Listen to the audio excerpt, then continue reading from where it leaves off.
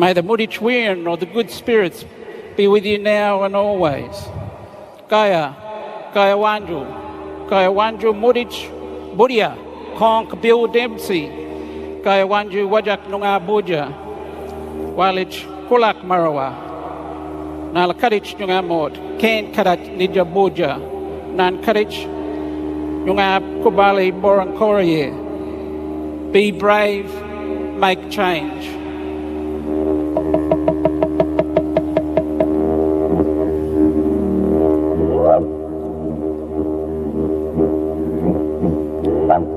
Kaya wanju wajak nunga puja. Kaya wanju wajak nunga puja. Kaya wanju wajak nunga puja.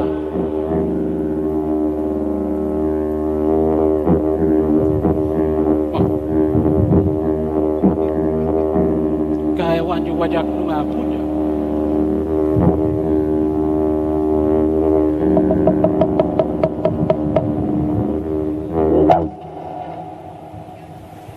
Please thank Wajak Noongar Elder Professor Simon Forrest Burungu for welcoming us to country. And a welcome to you to Perth Stadium. The welcome to country just completed downstairs, and always magnificent to see Bill Dempsey, the ambassador for these Sir Doug Nicholls rounds, downstairs as well. Clint Wilden with you in commentary alongside Ben Cameron, our experts, Sharad Wellingham and Shane Woden. This is a big game for the West Coast Eagles up against the Western Bulldogs. Can they show their supporters just something of what they've been working on in recent weeks? They've lost their past 6, and the Bulldogs come across having won consecutive games for the first time this season. And they were very impressive in a tight contest against Gold Coast last weekend. They welcome back some keys too. English and Duray come back in after illness, and Waitman returns after missing the past couple with a collarbone. Speaking of keys, Josh Kennedy is back for the West Coast Eagles, and Sam Petreski-Seton is here as well.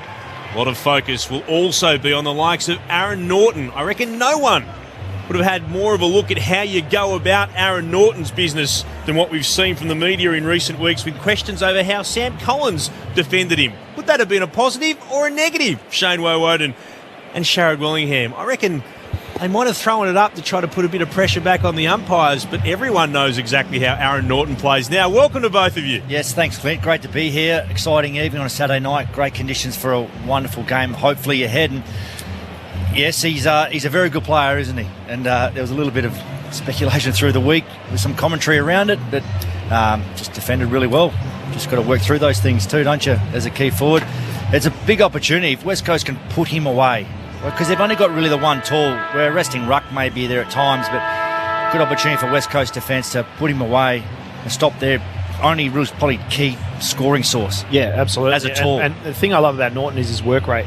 Up and down the ground, presents up and gets the ball up on the wing, but then he works back towards goal really hard, and then finds himself, if he's not creating a contest down there, he's at the contest and creating numbers around the footy. Big task for Tommy Barrass, and I think that what they'll try and do is they're letting Barrass maybe plays him when he's really deep, and they'll try and put McGovern in front of him and try and nullify him through cutting it off when it comes in. Obviously, Bontempelli playing as that deep forward occasionally at the moment, so and he's dangerous because he's slippery and he's smart. So they've got to make sure that he's good in the air. He creates contests. If he doesn't win it, he's really good on the ground, similar to like a Lance Franklin. When he doesn't win it, he's able to gather the ball on the ground, and then he's damaging when he does collect the footy. So they've got to make sure that they do. They've still got those tall defenders in Barrass and McGovern. They've got to make sure that they utilise the strength in that height that they've got. They've also got to nullify their handball game around the contest too. Now, the toss of the coin out in the middle of Perth Stadium. Interesting, the West Coast Eagles with 4 Indigenous players for an exchanging of gifts. So Sam Petreski-Seton, Tim Kelly, Isaiah Winder, Jermaine Jones are out there for the Eagles. Also, Arthur Jones, who is an emergency for the Western Bulldogs tonight, has been allowed out there to take part in that exchanging of the gifts. He was out there for the toss of the coin. And he looks excited too, doesn't he? Yeah, loves it. Big smile on his face. Big smile on his face. If you're wondering as well, West Coast gave a modern interpretation of a shield representing the Eagles and the Bulldogs coming face to face in battle. The Western Bulldogs gifting clapsticks from southwest Victoria to the West Coast Eagles. And the Bulldogs attacking the city end of the ground in the first turn. Let's head downstairs. Steve Allen is back with us. Welcome again, Steve. Thank you, Clint. I was getting ready to sook about how cold it is down here, but it's actually pretty good. Nice 17 degrees. Luckily, most of the fans are more resilient than I, though there's a few spare seats in the stand. Starting on the benches for West Coast, Williams, West, Clark and Harry Edwards. Josh Rotham, the medical sub. And for the Bulldogs, it's McRae, McComb, Daniel and Sweet on the pine. Luke Cleary, the medi sub. So the Western Bulldogs back at last year's grand final venue when they were completely wiped off the map by the Melbourne Demons. The West Coast Eagles, their supporters will be wanting to see something, if not a win, just a more improved effort. Let's find out what is to happen. Great you could join us on Grandstand AFL. Ben Cameron to get us started. Jamison and English. English wins the tap down. Bontempelli coming through is tackled by Shuey. And the umpire wants it again to ball it up just outside the outer of the two circles in the middle of Perth Stadium. Up it goes. Jamison and English lock up. English with the tap. Trying to shovel it out west. Treloar getting involved. Kelly picks it up. Gets a kick away. It ricochets off a Bulldogs opponent. Moving forward for the Eagles. Kelly goes in again. Eventually the Dogs come up with it through Scott. English sweeps a handball to Bontempelli. Finally a kick. A long one inside 50 for the Dogs. Norton there with Barris. No mark taken. Comes out to English.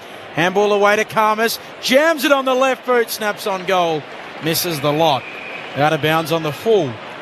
So no early score for the Bulldogs. We've played 46 seconds on Grandstand AFL. Saturday night footy on Wajak country. The Eagles through Nelson, go to McGovern. Now beyond defensive 50 at right half back in the hands of Gaff. Takes every second he's allowed before being told to move it on. He'll kick towards the southern wing. Big pack of six up, no mark taken. Spilled down in the direction of Redden. Couldn't quite gather, and Bontempelli for the Bulldogs sees it over the boundary line, just shy of left half forward for the Bulldogs. And kicking to the city end, as Ben told you. To the right of our broadcast position, the Bulldogs in this opening term. We'll keep you up to date with the other game, of course, taking place in Darwin, Gold Coast and Hawthorn throughout this contest as the ball from the throw-in heads back towards the boundary line. Another throw-in will occur. Fascinating to think, round 15 last year when these sides played, it was an empty stadium because of COVID, because of one case in the northern suburbs. And back on that day, the Bulldogs won by 55 points. At that stage, the biggest ever loss by the Eagles at this venue. We take that just about now as the Eagles get the clearance through Shuey. Tumbles it towards the wing. Bouncing ball. Keith there with Darling. Darling paddles to his own advantage. Snaps towards half forward. A pair go to ground. Getting their Gardner. Mops up for the Dogs. Handball back around the boundary line. Nobody there. The umpire, Nick Foot, says deliberate. Umpire's Foot, Brown and Broadbent in charge of this today. The short kick coming from Jones to Kelly. Kelly will drive it long towards full forward. Waterman goes up, doesn't bring it down. Duray at the fall of the ball for the Dogs, gets it off to Bailey Dale. He kicks on his left beyond defensive 50. McGovern battles, brought it to ground. Barris trying to get a hand pass off the deck. Karmas intercepted for the Bulldogs. Hand passes it off to Bontempelli. Runs through the middle. It's a one-on-one inside forward 50 for the Bulldogs. Waitman in front. Wedder almost had it. Spoiled to ground by Hoff. Waitman gathers again. 50 out from goal. Pops it into the left forward pocket. Taken though by Witherden, has to go back quickly to Jones and kicks across the face of goal. And he finds Duggan. Duggan will head back inside his defensive 50. Chance again for Jones to put it out towards right half back. Marked there by Hoff, and he'll stab it into the chest of Gaff once more at right half back for the Eagles. Gaff goes short. Spots a leading Redden. No score through the opening 3 minutes and change. Back to Witherden. He sweeps a handball back to Barris. He'll kick across the defensive 50, and Duggan can mark it left half back for the Eagles. Stabs it short, and Darling comes up and marks. A couple of touches early. It's important for him. A little bit of the confidence player. Yeah, Bronx cheers there as well. Is he getting them a bit lately? He'll retreat back to Duggan. Now Duggan just chips the ball back towards Cripps. Doesn't quite get there. Has to try and pick it up on the half volley. He's good enough to do so. Wheels and kicks a spiral forward of the wing for the Eagles. Duray there for the Dogs, doesn't complete the mark. And the Eagles arrive to apply the tackle. And Tim O'Brien will get a ball up. Good contest. Northern wing, no score through the opening 4. Good contest from Jamison then. It was a 4-on-1 and it was great that he was able to bring it to ground. Holding decision going the way of English. You should monster Jamison tonight, English. Thought about taking a kick and then took a bounce, awkward return off the turf, then hand pass towards Williams. That's a beautiful kick, perfectly measured towards right half forward. Spotted Dunkley and he marks hard up against the boundary. Chips it inside forward, 50. Karmas coming out and he marks. 40 from goal, right on the boundary in the right forward pocket. Tough one there. Hoff was just a couple of metres off him, waiting for the long kick and a smart little tick-up lead. Buku Karmas, the 22-year-old in his 5th game. Now he can take a mark. He's kicked 4 goals so far. This will take a precise kick. From about 45 out, his boots cross the boundary, sends it on its way. Goal umpire has to surge across to their left. He misses. Went narrow to the right-hand side. Minor score. Bulldogs on the board first. They're 1 behind. Eagles yet to score 5 gone opening term. Redden in the back pocket. Moves it short to Nelson, who'll go to the opposite back pocket. Be able to find a teammate there in Witherden.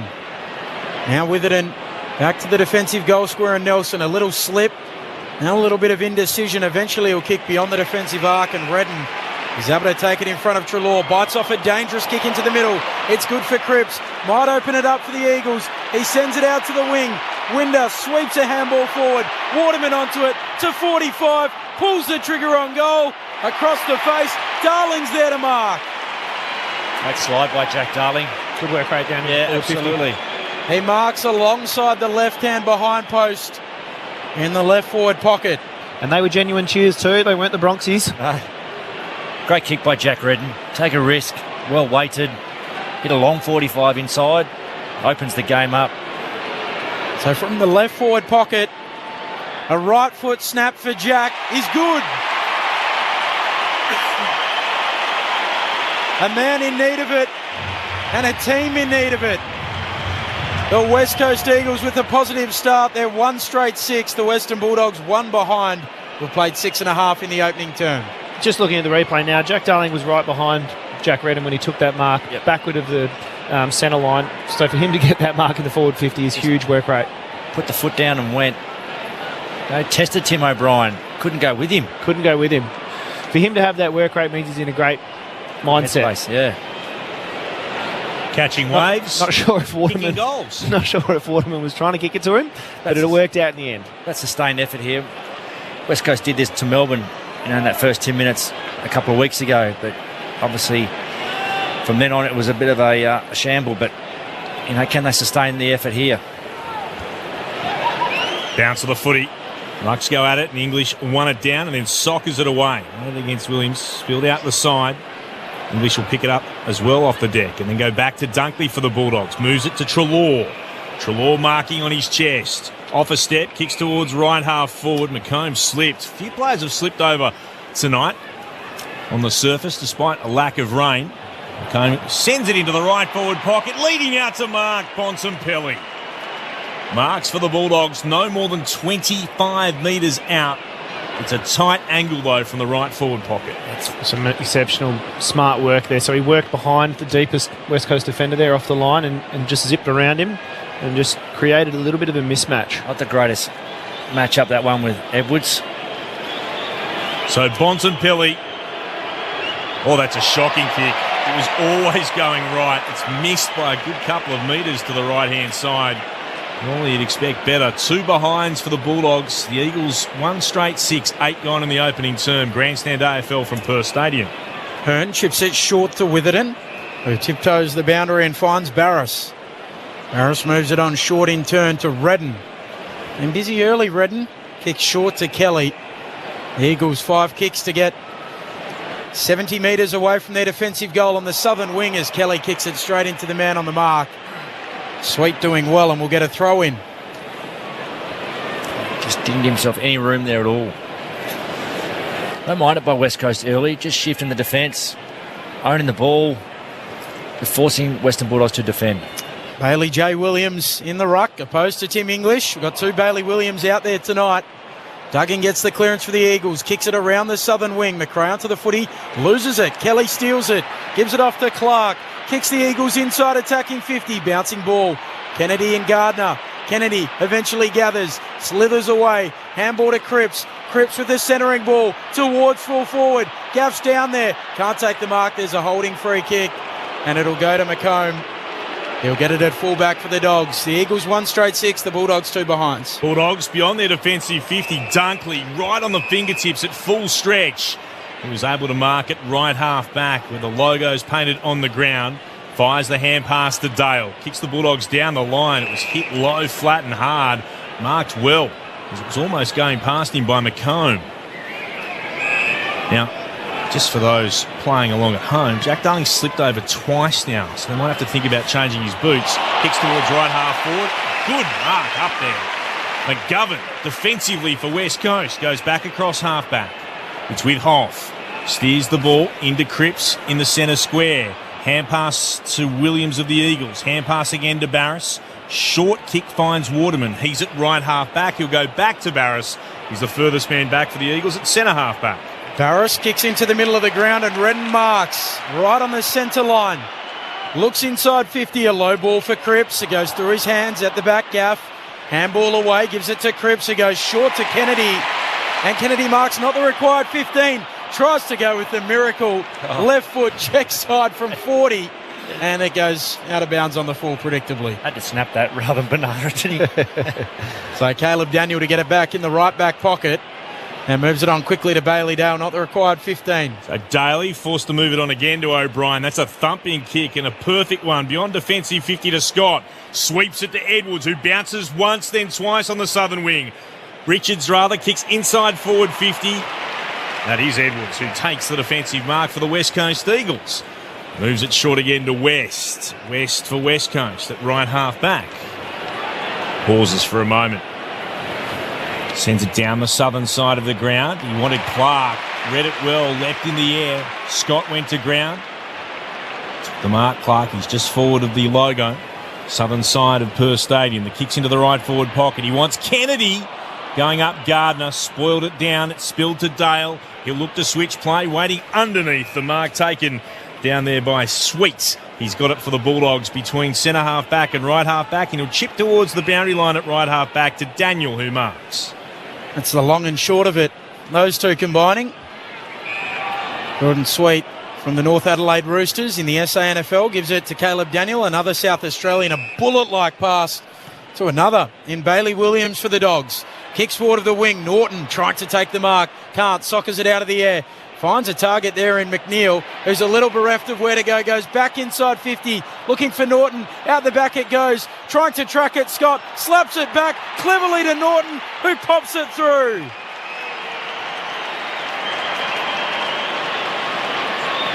Norton kicks the Dogs first. As an example of that Norton work rate, contested at about 70 out. Kicks the goal from the goal square after just working really hard offensively. For a running race.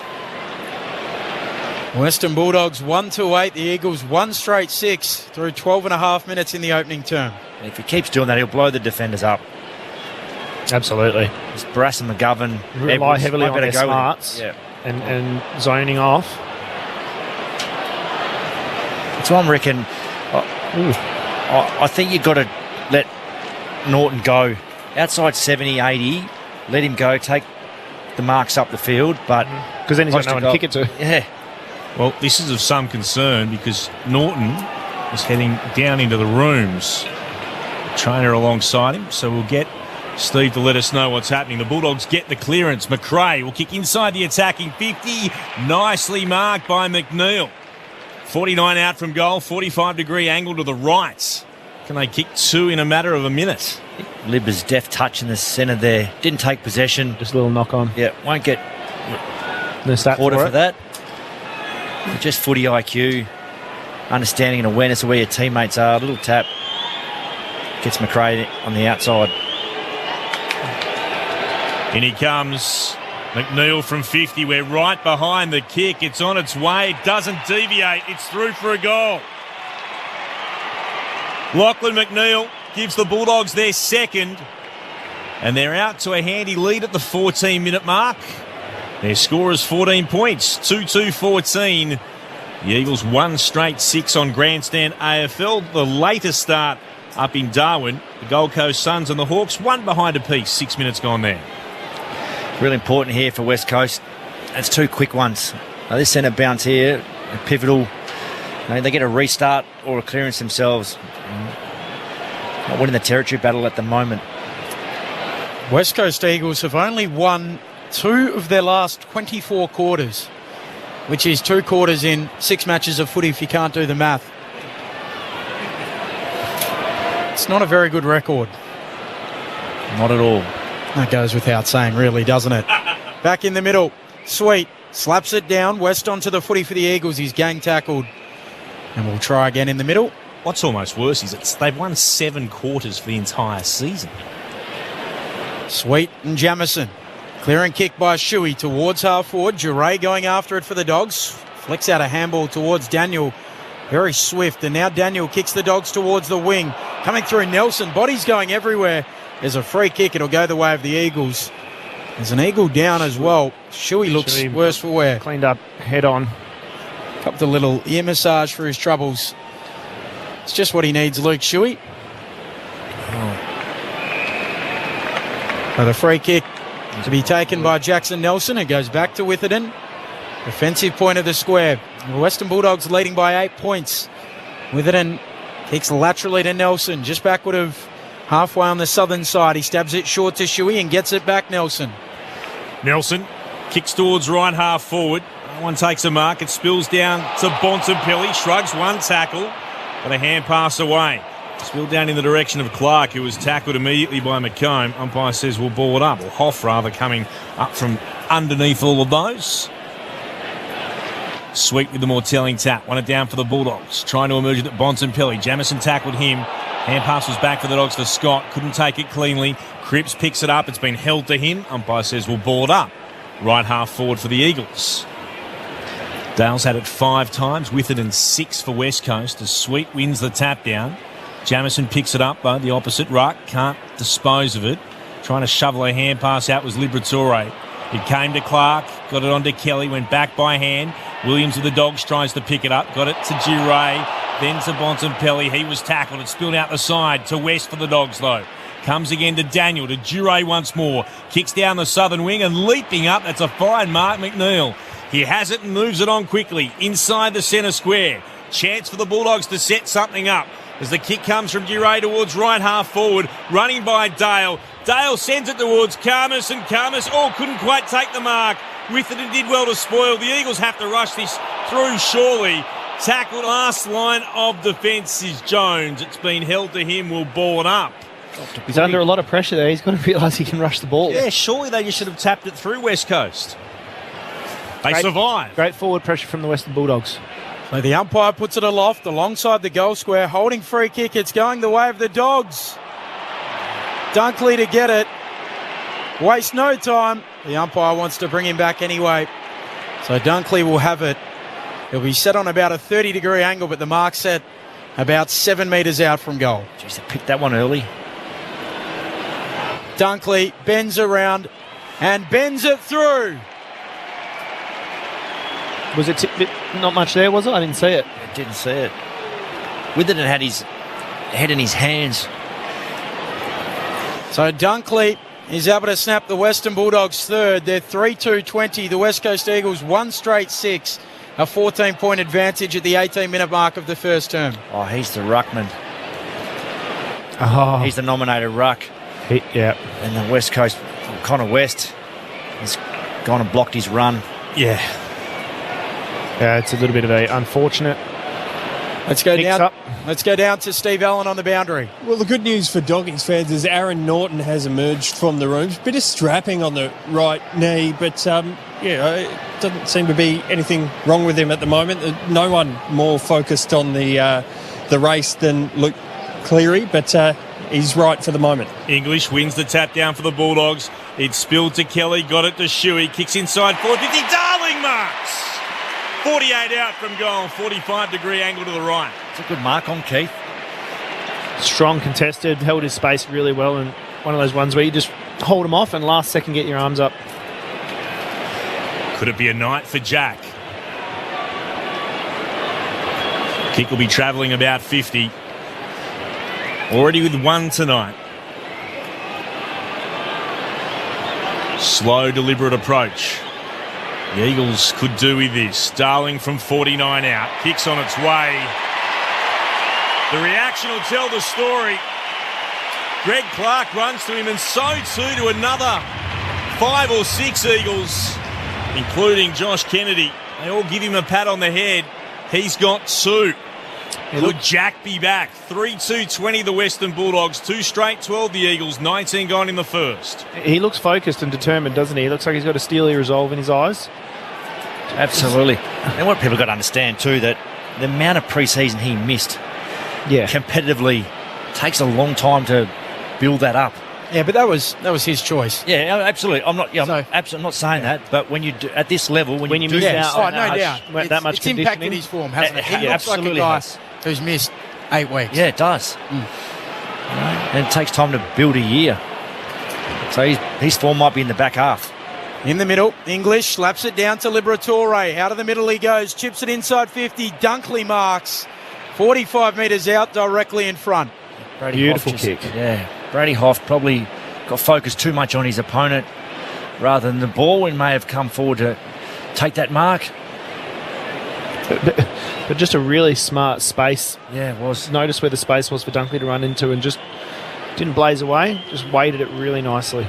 So Dunkley comes in from 49 out, drop punt on its way. It's a goal. Dunkley's got a couple. What about that arc? And the Western Bulldogs are out by 14 at this early juncture. They're 4-2-26. The West Coast Eagles 2 straight 12, 21 minutes into the opening term on Grandstand AFL. Maligned a little bit for his kicking, but confidence in the first one to left foot snap, and that from about 45. It's like he didn't even look there, did he, Liberatore? Just saw him running into that space, and you know, it was like a little, just popped it over. Clever. Shaped it to him. In the blink of an eye, the Bulldogs respond. The Suns have jumped away to a 12-point lead in Darwin. 13 gone there. They're 2-1-13 to the Hawks, 1 behind. From the restart, both rucks missed it. I thought English was taken in the face by Jamison, and the umpire thinks so as well. He's got the free kick here. English for the Bulldogs. Goes on a little bit of a run and then spears it up the middle. Flying Norton can't mark. Spills down towards McGovern. Gets a hand pass away for the Eagles to Gaff. Kicks towards right half back. Spoil came from Duray. Spills out to Clark of the Eagles. Hand pass to West. Corralled by Duray. Gets a hand pass away. Underneath it though, McRae. Hand pass again to Williams of the Bulldogs. Kicks inside forward 50. Oh, Waitman. That's courage. He was absolutely crunched. Going one way towards the goal with the flight of the football. There were Eagles coming the other. Oh, goodness me. But he's bounced up and he's all right.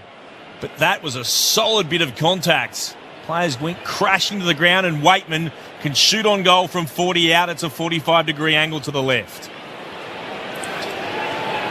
Oh, yeah, it's a good mark. That is a gutsy mark. Waitman kicks on its way, misses to the right. Plays tall for his size too. He does, Waitman, doesn't he? Jumps on heads. Goes up well. Good aerial player. 4-3-27 the Bulldogs. 2 straight 12 the Eagles. 22 gone in the first.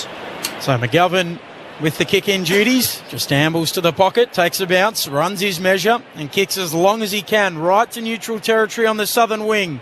English 2 hands to it and has to follow up at ground level. Handball away to Bailey Williams. Handball back to Caleb Daniel. Kicks forward of the wing. And the mark taken there by Duray.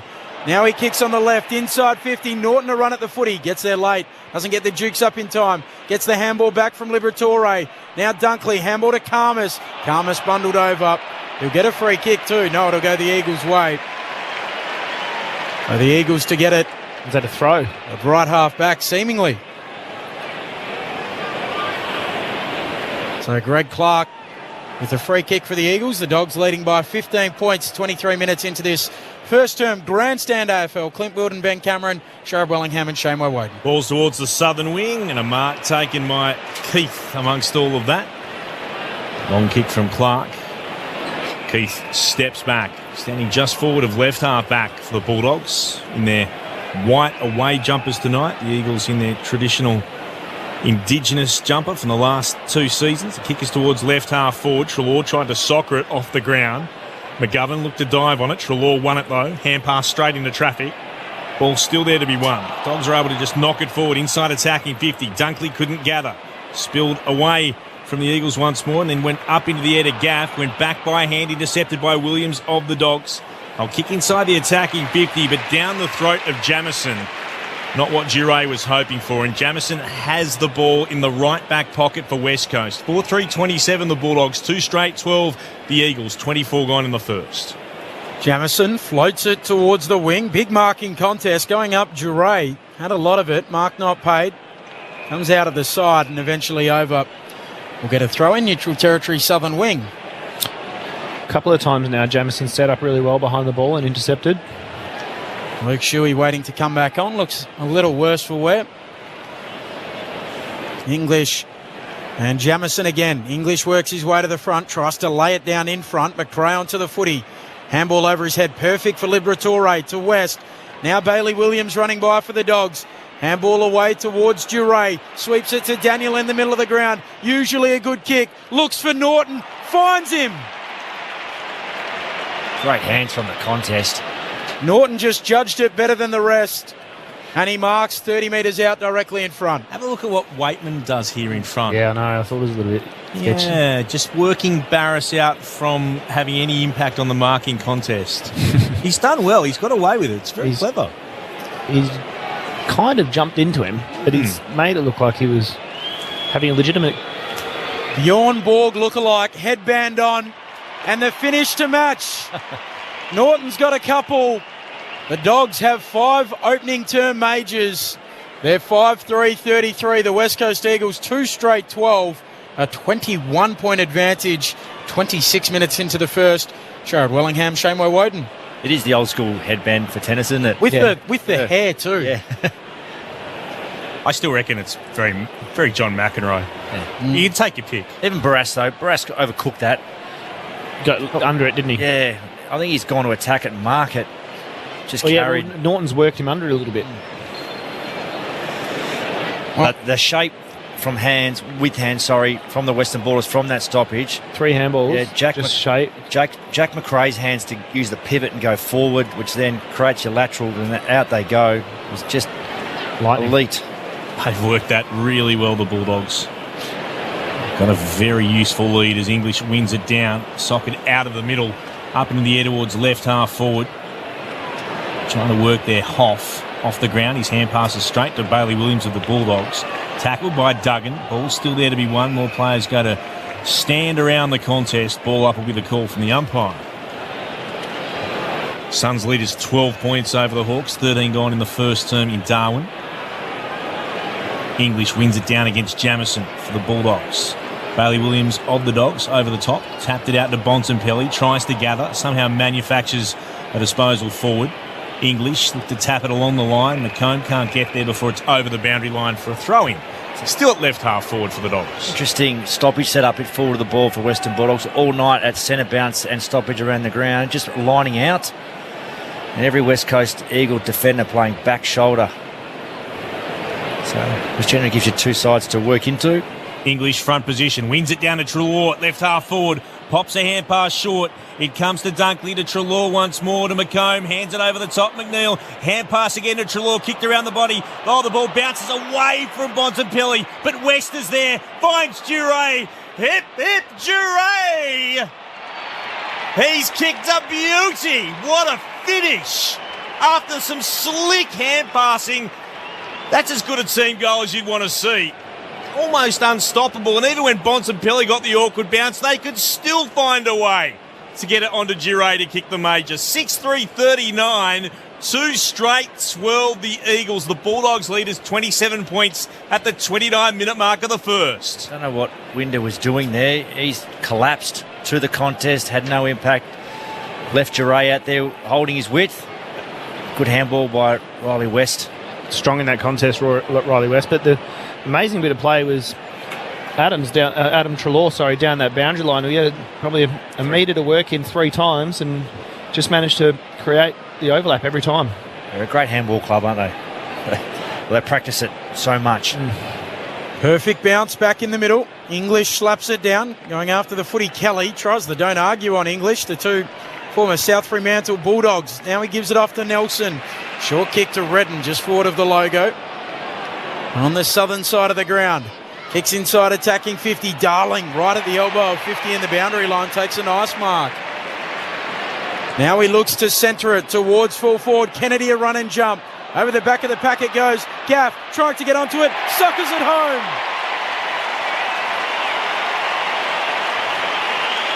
He was first to arrive. And it was a side foot finish. Right through the middle for the West Coast Eagles. They're 3 straight 18. The Western Bulldogs 6-3-39. 21 points. The Doggies' advantage closing in on the half-hour mark. Nice for Andrew Gaff to hit the scoreboard, not renowned for it. No, he pushed forward as his downside winger. Yep. Yeah. Now even Witherden too, half-back, he's within 5 metres from Gaff too, so they pressed the field really well. And just nudged him under the ball. His direct opponent was in the contest and just fell out to him. Good kick by Jack Darling. Yeah, nice aggressive, dangerous spot to kick it. 0437 774 774. If you'd like to get in touch, let us know where you're listening. Ask a question, make a comment. Love to hear from you on Grandstand AFL. From the ball up, Jamison took it after it hit the deck and had it held to him. They'll do it again. Winning it down at the back, it came to Gaff. Kicks the Eagles towards left half forward. Chase after it again here. Winder, battling away against Dale, who soccers it. I have seen those paid as insufficient intent before, but I think it's the right call. That was an accidental soccer. Yeah. No, I agree with that. Yeah. But sometimes there is little sympathy. And no sympathy far too often as it's thrown in at left half forward. Jamison at the back, won it down again against the English. Mopping it up. Scott goes back to Daniel, just gets the kick away towards the commentary wing. McGovern brings it to ground. It pinballs around. Hoff tackled by McNeil. Ball's been held to him. No, he just gets a hand pass out. It came to McGovern. Couldn't take it cleanly. Treloar wins it for the Bulldogs. To West, to English, who kicks up in the air. Out towards Norton. Can't mark. And now it comes to Scott. He gathers on the logo. Handball away to McNeil. Handball to Dunkley. Dunkley breaks the arc and he tries to kick it towards Sweet at full forward. And the Eagles are saved by the bell. As it was in flight onto the chest of Sweet, the siren sounded for quarter time. I don't think it'll have too big an impact at the end of the night, but you never know. The Bulldogs lead by 21 points at quarter time.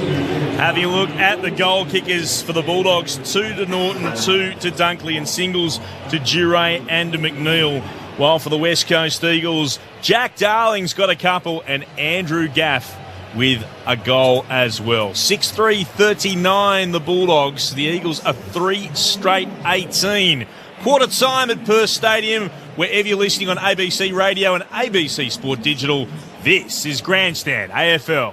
Dad, we're back! They're your favourite healers. Really? And you said you wanted more? Definitely. Well, we've got more. But you have to promise not to do any more disgusting things. What?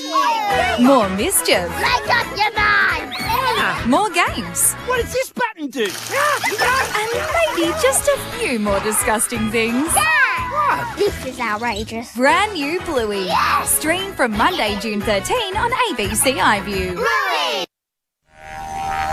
This is Sir Doug Nicholls Round Grandstand AFL on ABC Radio and ABC Sport Digital. Winder sweeps a handball forward. Waterman onto it to 45. Pulls the trigger on goal. Across the face. Darling's there to mark. He marks alongside the left hand behind post in the left forward pocket. A right foot snap for Jack is good. A man in need of it and a team in need of it. McNeil, who's a little bereft of where to go, goes back inside 50, looking for Norton. Out the back it goes, trying to track it. Scott slaps it back cleverly to Norton, who pops it through. Norton kicks the Dogs first. It's spilled to Kelly, got it to Shuey, kicks inside 450. Darling marks! 48 out from goal, 45-degree angle to the right. The Eagles could do with this. Darling from 49 out, kicks on its way. The reaction will tell the story. Greg Clark runs to him, and so too to another 5 or 6 Eagles. Sweeps it to Daniel in the middle of the ground. Usually a good kick. Looks for Norton. Finds him. Norton just judged it better than the rest. And he marks 30 metres out directly in front. Jorn Borg lookalike. Headband on. And the finish to match. Norton's got a couple. The Dogs have 5 opening term majors. Hand pass again to Treloar, kicked around the body. Oh, the ball bounces away from Bontempelli, but West is there, finds Duray. Hip, hip, Duray! He's kicked a beauty. What a finish. After some slick hand passing. That's as good a team goal as you'd want to see. Now he looks to centre it towards full forward. Kennedy a run and jump. Over the back of the pack it goes. Gaff trying to get onto it. Suckers it home. He was first to arrive, and it was a side foot finish. The Sir Doug Nichols Round on ABC Radio and ABC Sport Digital. It is quarter time at Perth Stadium. The Bulldogs 6-3-39 to the Eagles 3 straight 18. Let's get the thoughts of our experts, Sharad Wellingham and Shane Woden. Go, mate. I know that Western Bulldogs have hit the scoreboard a lot more, but I feel like the West Coast Eagles probably had a lot more possession of the ball, but the Doggies were just so clean when they got it and was slick and were able to penetrate deeper into their forward 50 when they did get forward of the play. Yeah, they certainly have got field position tonight off stoppage, really. I think the Doggies have kicked 5 goals from stoppage, so I think they're up in clearance by 6 or 7 inside 50s, dominating in that area of the game too. So they're giving their forwards first look, which has been impressive. But I still think, you're right, West Coast are still in the game. I think there's been moments where they've owned the footy, controlled it, and when it's time to go, they go. And they've given their forwards a better look tonight. So I think their intent, their efforts there, just got to probably tight. And English will dominate Jamison around the ball. Yeah. So I like the way that the West Coast Eagles have been composed in their back half as well. Not rushing it and taking their time, taking the short option. I don't like it when they go backwards. I really don't like it when they do go backwards. I like them if they switch and have a switch option. But when they go back and get held up, it just invites that pressure. And Western Bulldogs thrive on that pressure that they can push forward on. They've got a really small and active forward line. And so when you're kicking it backwards, it just invites it, I believe. But the Doggies were just so slick and so clean when they did have the ball, like you mentioned already. Their hands in tight and their ability to find someone forward of the play. Yep. That's just been critical for them. So if they continue that, the West Coast Eagles are really going to struggle to hold them up. Yeah, the West Coast pressure around the ball's got to go up just another level. Some of the numbers, contested possessions, the Western Bulldogs plus 13, they're plus 6 in terms of clearances. Inside 50, 17-8. The West Coast Eagles have had less of the football, but the Western Bulldogs, more handballs, very handball happy in the style they like to play. The West Coast Eagles liking to kick it a little more, 63 of their 89 disposals. Kicks for the Western Bulldogs, 53 of their 102 kicks. When you look at the hit-outs, Jamison with 3, Bailey Williams with 1. Then for the Dogs, well ahead, English with 11, and then 4 for Jordan Sweet as well. Leading individual ball winners, Kelly with 10, Duray with 9, Dunkley with 9, and Redden with 8. The Dogs by 21 points at quarter time. Look, Shuey in the wars, but he's out there, ready to go, standing on the outer edge of the centre circles. Got a nasty knock after having to be subbed out last week. Today, coughing a knock to the head. Norton and Barras. It's been a fascinating battle. Norton at the moment, you'd say, in front. 2 goals to his name. Right knee heavily taped, as he always does. Back in his home state, Aaron Norton. It'll be English against Bailey Williams of the Eagles. to get us underway in the second term. Good bounce from the umpire. Williams for the Eagles wins it down. Treloar, though, sharks it, gets it off the ground to Bontempelli. Hand pass knocked down by Cripps. Will Exeter just soccer it off the ground. Going inside forward 50. Waterman brung it to ground.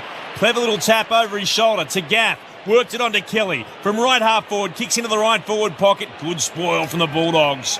Getting up and thumping it over the boundary line was Gardner. There'll be a throw in about 48 out from the Eagles' goal. They're heading to the city end in this second term to the right of our broadcast position here on the northern wing. Gardner, the unlucky man in the grand final last year, missed out on selection.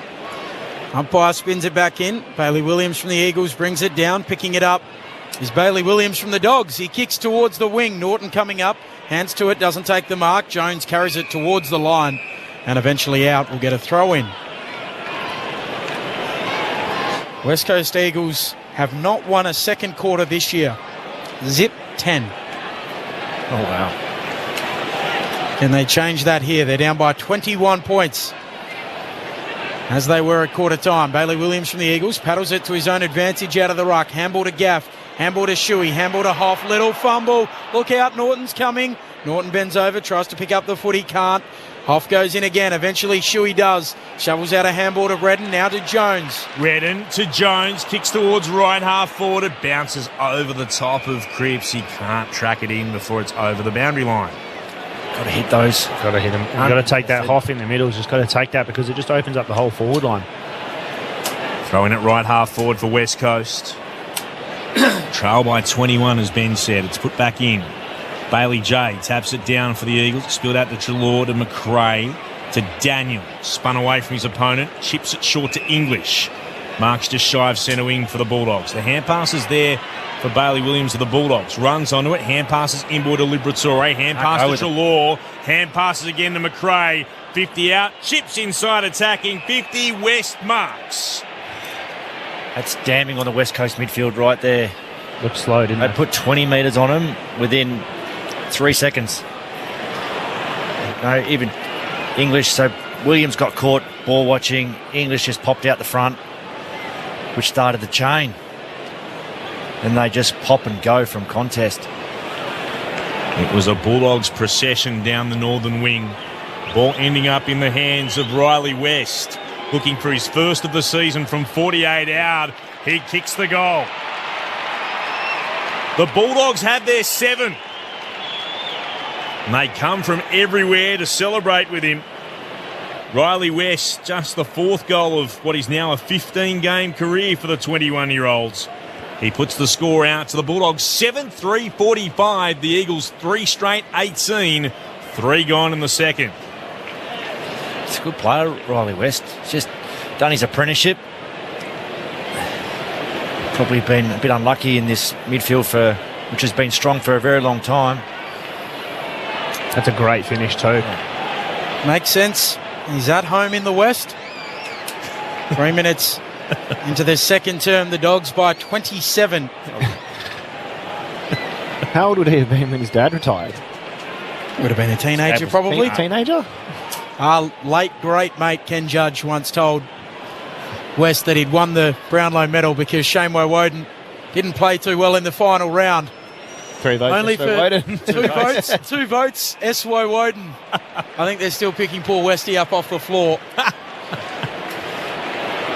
Shane Woden wins it outright by a vote. Here goes Redden out of the middle for the Eagles. Kicking towards full forward. Duray, strong mark.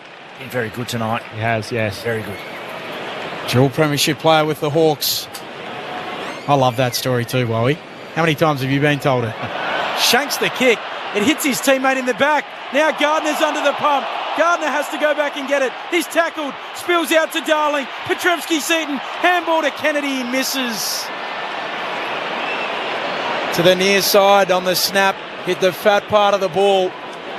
First blemish for the West Coast Eagles. 3-1-19. The Dogs 7-3-45. Should have had a goal, West Coast. It would have been gifted to them. They just couldn't take it. O'Brien has it at right half back for the Bulldogs. Kicks down the southern wing. Uncontested mark the way of English. They'll just steer the ball inboard with the kick. Comes again to McNeil. He's 80 from goal. Puts it into the right forward pocket. Karmas flies. Norton too. Neither could bring it down. Trying to shovel a hand pass through traffic. Waitman looks to try to lock it in there. McGovern's with it. The ball just come out the back. It did, but not before the umpire had blown the whistle for a ball up. Riley West was in there lurking again too. Throwing aloft. Bailey J wins it down for West Coast. Came though instead to Waitman. Kicks up into the air. Norton had 2 goes at it. Couldn't mark. Good spoil came from Barris. Continued to harass. Ball bounces around. Norton tries to get it again. Ends up in the hands of Nelson. And then he's wrapped up by Norton. They'll ball it up again. Left full forward here. And they continue to press here, the Western Bulldogs. Spills down for the Eagles. Clearing kick and almost anywhere would do for West Coast. Goes just into the right back pocket for them. Emerging with it West. Gives it to Bailey Williams of the Bulldogs from 48 metres out. He sends it long and true. And he adds his name to the list of Bulldogs goal kickers.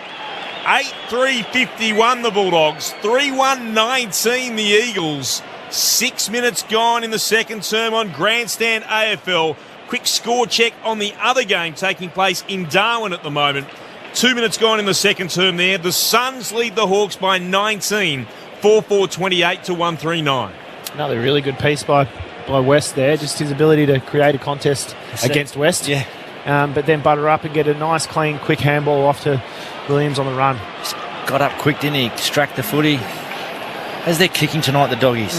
Their field kicking has been very good, but also their shots on goal. That was a good finish. The thing I really like about the doggies at the moment, when they're moving the ball down, they're taking long, dangerous kicks. They're coming off, but then they're changing the angle off that second kick, which is putting the West Coast defenders out of sync. Bounce back in the middle. English straight down to Liberatore. The extractor trying to get it out. He's called for a throw. An excavate at that time. Not legally anyway.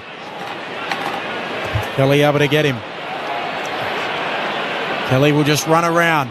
He'll kick it long inside 50 for the Eagles. Kennedy there. Getting a fist to it in front. The Dogs, it goes out the back. Now Jure onto the footy. He's tackled quickly. Petrevski-Seaton. Umpire circles. Eventually the ball comes loose. And they pile on again. A ball up. 15 out from the Eagles' goal. Dogs by 32 points. 7.5 minutes into this second term. Eagles yet to win a second term this year, as I said. English down to Cripps. Cripps on the boot. The snap is away to the right. Another behind. 3-2-20 the Eagles. The Dogs 8-3-51. They lead by 31 points. Almost 8 minutes gone in the second. Long kick towards right half back. English up against the much smaller Duggan, who's done well to win the footy at left half forward for the Eagles. Kicks inside attacking 50. Petrevski-Seaton went up, couldn't mark, had another go at it. Hand passes to Kennedy, had to stretch. Great tackle. Was wrapped up in a beauty. The ball jarred out. Players diving on top of it at full forward. They've locked it in. Just snapped it himself. O'Brien, great tackle to lock it in there. Petrevski-Seaton could have had a go. Two rucks both have a telling touch. It comes down there to Kelly. Kelly looks to try to soccer it forward. Ricochets away. Liberatore has it. He's tackled on the behind line. And it's gone across the behind line for a minor score. 3-3-21 the Eagles. 8-3-51 the Bulldogs. 8 gone in the second. Caleb Daniel waits the ball beautifully. Up the middle to Sweet, to Keith. Right up the middle go the Dogs. As he moves it short to Dunkley. Gives the handball back to Keith. The defender running forward. Handball away to McNeil. Handball back to Keith. 55 out. Goes towards Bontet full forward. It's spoiled away. The Eagles should have the numbers, but they overrun it. Keith, he's got it again. He couldn't, could he? He can! Oh, Keith! He took it coast to coast. And he snapped it home. There's the spoil from Edwards. Straight. Very good. And then just bowled Jones. Keith a cake. Not bad, Chaz. How many disposals did he have in that chain? Was it 4? I think so. 3 or 4. The fourth being the goal. He got a blood nose. He was so high up the ground. Norton's coming to celebrate. Give him a hug and giving him one straight in the bush. Not happy either. Not happy. 3-57 place, 3-3-21. The Dogs already out by 6 goals here at Perth Stadium, 10 minutes into the second. I know they're playing in the Champions League final, but that's a genuine Liverpool kiss, that. He's just headbutted his mate. He's not used to kicking goals. You've got to get ready for your teammates coming in fast. No wonder Norton's got the headband on. Might give himself a bit of protection from his own celebrations. Oh, poor Alex Keefe. That's not what you want. Goodness me. Kick a rare goal. It's smacked in the face. Well played. It was a good finish, though, as English wins it down. Bounces off the head of Jamison. Kelly's able to pick it up for the Eagles. Gives it to Jamison. Kicks inside forward 50. No mark taken. Spoil came from Keefe, but it spills out to Cripps. Kicks towards goal. Waterman can't mark. Mopped up again by the Bulldogs. The hand pass to Daniel. Sweeps a hand pass into the left back pocket. They should be able to rebound here. O'Brien got it to McRae. Slipped over. Gave it back by a hand to O'Brien. Kicks towards left half back. Eagles through. Duggan goes up. Can't drag it in off hands. It's out for a boundary throw in. Right half forward for West Coast, who trail on the scoreboard 9-3-57 to the Eagles 3-3-21. 11 gone in the second. Umpire to spin it back in. English looking to take it out of the ruck. It comes down for Shuey, who slips as he kicks inside attacking 50. Richards there for the Dogs to Duray, who's met heavily by Kelly. Eventually gets rid of it. Gardner's now tackled. Just gets a handball away. And the umpire to spin it back in. Just beyond the attacking arc for the West Coast Eagles. For what it's worth, the West Coast Eagles on a 6-game losing streak. The average losing margin, 76 points during that period. Already out to 36 in this game. And they come again. English brings it down to West for the Eagles. Off to Kelly. Floats it on goal, looking for it to wobble through. The Dogs are there. Gardner happy to see it through. A minor score. 35 points the lead. So Daniel with the kicking duties. It's long and out towards Dunkley, who marks it right half back. Sweeps a hand pass back to O'Brien. O'Brien spears it towards the southern wing. Stretching Edwards, couldn't mark. Spills at the back to Bontempelli. Hand pass to Treloar. Just inside the centre square. Southern wing. Hand pass again to McComb. He'll chip up towards the right forward pocket. Bailey Williams goes up for the Bulldogs. Can't win it down. Gaff got it away to West. Moved on to Hoff. Bounces a kick in the direction of Sweet for the Bulldogs, who's on the southern wing. They've got it again here through Richards. He'll kick inside forward 50. He wanted Sweet. The ball bounces. Gaff goes out after it. Edwards gathers for West Coast. Gave it on to Barris. Hand pass to Gaff again. Against the boundary in the left back pocket. Clearing kick beyond defensive 50. Good mark, English. Up and dragging it down for the Bulldogs. About 75 from goal at right half forward. The Dogs' lead remains a very handy 35 points. English moves it short to McRae. Low left-footed ball. Poor. Turns it straight over. Kelly marks. 40 out from the defensive goal for the Eagles. Goes to Cripps up the middle. Here's Jones looking to send it out to Darling. He marks just forward of the wing. Now they break inside 50. Waterman streaming forward. Doesn't like that option. Goes short to Cripps. He marks 55 out. Has Bailey J. Williams on the lead, and he's got him. 30 out, as good as directly in front. Really smart from Jones, who was running through the middle and had absolutely zero options. Just kick it sideways to Darling. And then the composure from both Darling and Cripps was critical in that inside forward 50. Well, Bailey Williams already has a goal tonight, but Bailey J. Williams for the West Coast Eagles does not.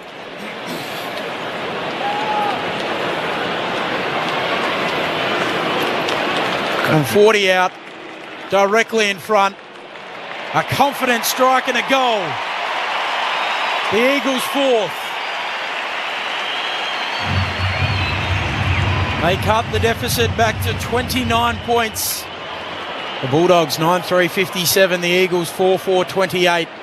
14 minutes into the second. Clint Wilden, Ben Cameron, the Premiership High, Sharad Wellingham, and the Brownlow medalist, as discussed, Shamo Woden. Duray went to hand over to Gardner, who just didn't take him. Probably a little bit too early with the communication. It was a good hit up, wasn't it? Straight up the pipe. Really, good really finish. Nice. Good ball movement, and I like the fact that they had to show a bit of composure with that. It wasn't just a fast break where they got out the back. No options, choose something else. Showed some smarts. Does anyone know what the J stands for in Bailey J? I've asked the question. I'm waiting for an answer. I'm just wondering if anyone knows before I harass other people as West tries to take the ball away. out of the centre circles, and he's tackled the ground. Just thinking on the lines of Michael J. Fox, who just put a J in to change how his name was. One down by the Eagles this time. Gaff's hand pass was intercepted by Liberatore, who is going to come back here. It'll be a throw in the way of the Bulldogs.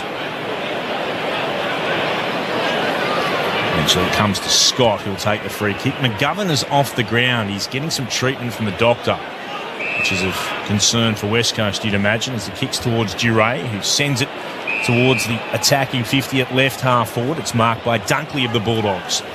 Congested forward line. Could have gone short to Liberatore if he wanted. He kicks long towards left full forward. Oh, Bontempelli out, and he takes the mark. Right decision in every respect. To go on his right here. Looks like it.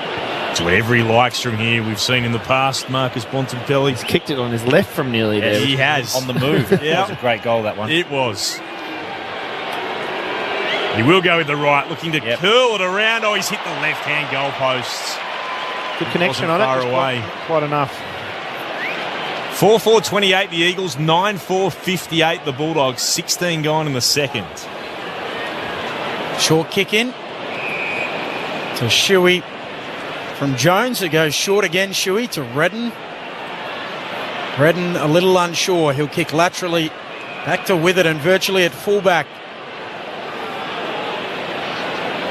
Witherden will drive it long towards the wing. Going up, trying to take the mark is Williams for the Dogs out there. Treloar roves, handball to Richards. Handball back to Gardner. Gardner will look inside 50. West is there and he's got it.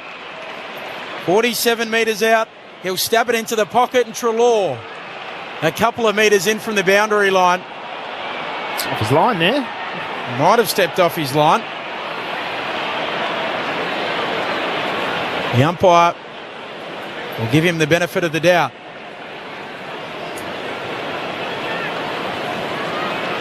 What can he do here? Have to thread it through the eye of the needle. Adam Treloar going with the drop punt.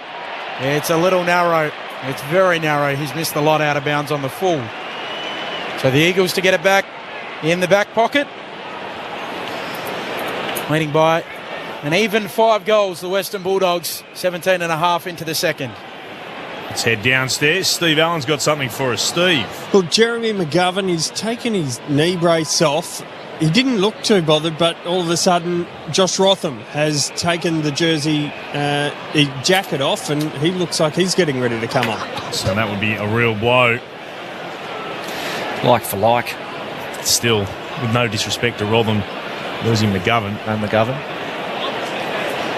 Thrown back in. One down by Sweet of the Bulldogs. Comes out the side. Chance for Bailey Williams to Dunkley to Daniel. Back to Bailey Williams of the Bulldogs. In the centre square, he heads into the right forward pocket. The kick was precise. And he hits Treloar, who was backing backwards on the chest. About a 15-degree improvement on his previous kick. West Coast defenders are getting turned around from stoppage. As soon as they shape that footy and go out the back. Like Treloar there on... Worked forward from Jackson, on Nelson. Yep. Looking to become the Bulldogs' 8th goal kicker of the evening. Treloar trots in from 49 metres out.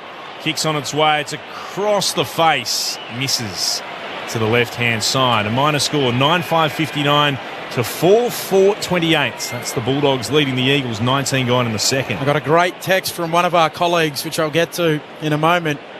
Short kick in from Witherden to Hoff, who stops off a step, goes back to Witherden. Just the bare 15. Witherden kicks around the boundary. Back to Hoff. Roger Aldridge, who's the producer of Offside, has said The Simpsons did an episode about Homer Simpson trying to find out what his middle initial J stood for as the kick goes to the wing. No mark taken. Eventually picked up there by Sweet. The Dogs backfeeding with handballs. Short kick from Dale to West. Handball back to Dale. Dale in the middle of the ground. Floats it inside 50. Karmas can't quite pick it up on the half volley. There to mop up. Kelly for the Eagles. Away to Jones, and he kicks towards Jamison. Look out, Richards coming through. Neither can pick it up. Duggan eventually does for West Coast. Duggan gets a hand pass back. Gives it on in turn to Jones, who turns it over, looking to go down the line. Oh, that's frustration plus. It's the right idea, just didn't execute it. Didn't execute it at all as West marks and sends it in the direction of Bontempelli, who's up and marking at left half forward. Has it for the Bulldogs. Kicks inside forward 50. Nicely worked again. Bontempelli to Dunkley. 50 out from goal. 45-degree angle to the left. Dunkley already with 2 tonight. He looks confident enough. This kick would have to travel about 52. So he wheels out to the right. Instead, he'll put it up towards the hot spot. He wants Norton. Punch came from the side. Eagles able to spoil away through Barras. It spills to Treloar. Bouncing kick back towards full forward. Barras goes up. Karmas was there, but can't drag it in. It's through for another minor score. I'm quite serious about Michael J. Fox, by the way. He adopted the J, thanks to Michael J. Pollard, who was a character actor he loved. The J in Michael J. Fox doesn't mean anything. What does it mean in Bailey J. Williams? We'll get an answer by the end of the night. Or Homer J. Simpson. Well, Homer Simpson, it was just J, J-A-Y. Oh, right. Was what they discovered, I think, at the end of that. Off with it at right half back for the Eagles. He kicks for Jamison. Richards reaches in and fists it away. Steve Allen downstairs. Eagles saying that Jeremy McGovern's injury is back-related. AKA hamstring. Sherrod Wellingham at the back of the box. Been carrying the Eagles all year, so understandable as on the ball in. Wasn't that the Chris Judd sledge? Yeah. I think Adam Selwood? Yeah, about the shoulders. Well, you got shoulders in your shoulders. I was carrying you guys for 7 years. Correct. Umpire puts it aloft on the wing. Sweet, slapping it down. Coming through. McNeil paddles it on, but Cripps steals it for the Eagles. Spirals it forward, playing in front. Nice mark taken there by Tim O'Brien. He wants to switch it right towards fullback. Mark taken there by Keith, the goal kicker. Goes for a little run, draws the man. Sweeps a handball away to Gardner. He kicks forward towards the wing. Pick up on the half volley by Caleb Daniels. Sweeps a handball on the bounce to McComb to West. Breaks a tackle, gets the handball away. No, he doesn't, holding the ball. And the Eagles to get it back. A good tackle there from Brady Hoff. He'll have it just backward of the wing. Bulldogs lead by 32 points, 22 minutes into the second. Hoff kicks high up in the air. Gardner spoils. Underneath it was Darling, and it's over the boundary line. Another throwing, left half forward for West Coast. On that, I don't think Juddy was much of a trash talker either. It was definitely meant to be tongue-in-cheek. He let his performance do the talking. It is a good sledge, though, as it was one down by Williams of the Eagles at the back of English. Ball hits the deck. Bontempelli over the top. What will the umpire say here? Holding the ball. Not enough of an effort to get rid of it. So Redden takes the free. Plays on by hand. Inboard hand pass. It comes to Kelly. Kicks inside 450. Kennedy flies. Can't mark. He'll try to drag it back in. Look to work it out the side. Bulldogs can respond. Gardner got it away. Comes now through Dale. Then McRae to Bailey Williams of the Bulldogs. Now to Daniel. Still in the right back pocket. He'll measure the pass back to O'Brien. And O'Brien will go across the face of goal. It comes to Gardner. He'll kick beyond defensive 50. Good effort from Duggan. Spoils it down against McNeil, who was waiting. Bulldogs still with a chance. Dale did well. Got it onto McNeil. Kicks towards the commentary wing. Oh, beautifully gathered by Waitman, but a fine tackle sees the ball jar away. Nicely worked from Witherden. The Eagles a chance now. Kelly with it. Kicks inside forward 50. He wants Darling all on his own. He takes the mark at full forward for West Coast. Good tackle by Witherden. Really good. Which forced the turnover. Because they were out there too. Yep. Was a bit sore from it though, with it in the right shoulder. It was a wonderful gather as well from Waitman, the way it bounced up. But a great tackle, said the ball jar free. Jack Darling's looking for 3. Slight angle to the right. He'll kick from 25 outs. Jack Darling's kick 3. The Eagles had their 5th. West Coast 5-4-34. The Bulldogs 9-6-60. The Bulldogs lead is cut back to 26 points at the 25-minute mark of what is the second term. A quick score check for you from Darwin. 20 minutes gone in the second term there. The Suns have burst away. They lead the Hawks by 40, 8-7-55 to Hawthorn 2-3-15. It's probably wet and dewy up there, right in the Suns' warehouse. That those conditions. Not going away West Coast here, are they? No, They're hanging in. Spirit. Their intent, their spirit, their energy's been good. When you think the Western Bulldogs are just going away with it, they fight back West Coast, which they haven't done all year. Makes sense, really, for the Gold Coast Suns. Their coach is Stewie Dew. Yeah. Bounce back in the middle. English bursting out of the middle, wins the tap, kicks inside 50. Karmas, 2 hands to it. He's impeded. Free kick. It was hanging on to him. So Karmas will have the set shot. Just when they're thereabouts too, the Eagles, they lose that next centre bounce. Luku Karmas, the Western Bulldogs' first next generation academy pick. Exciting prospect.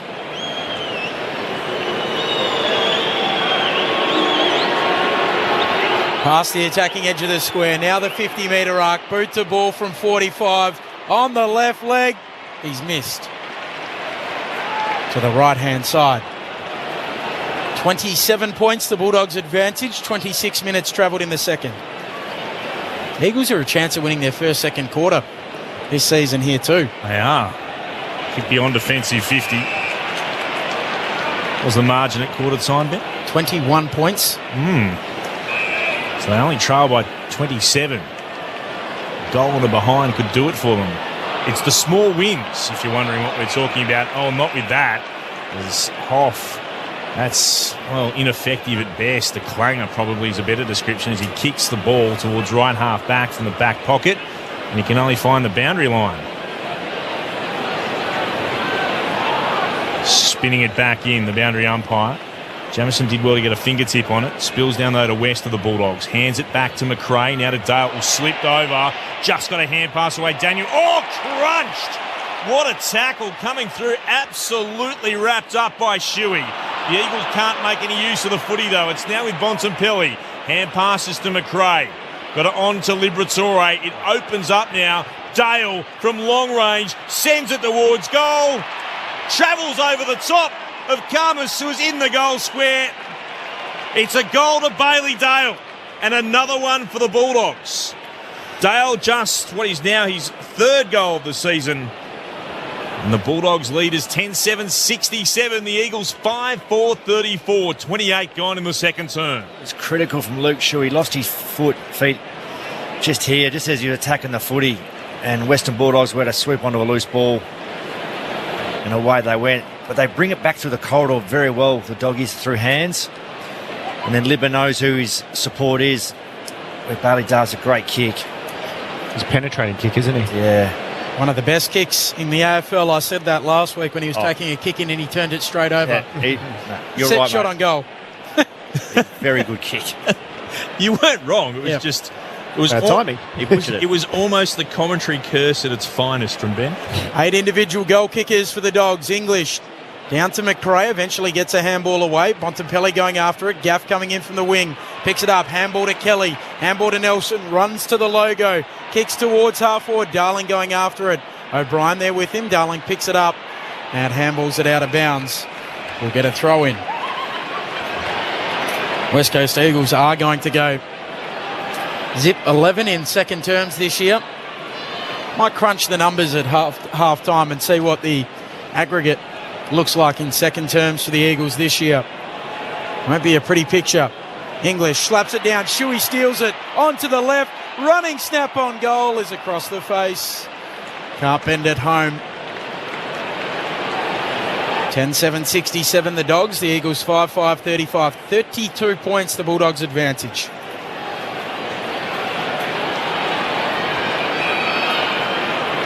Here is Bailey Dale with ball in hand again.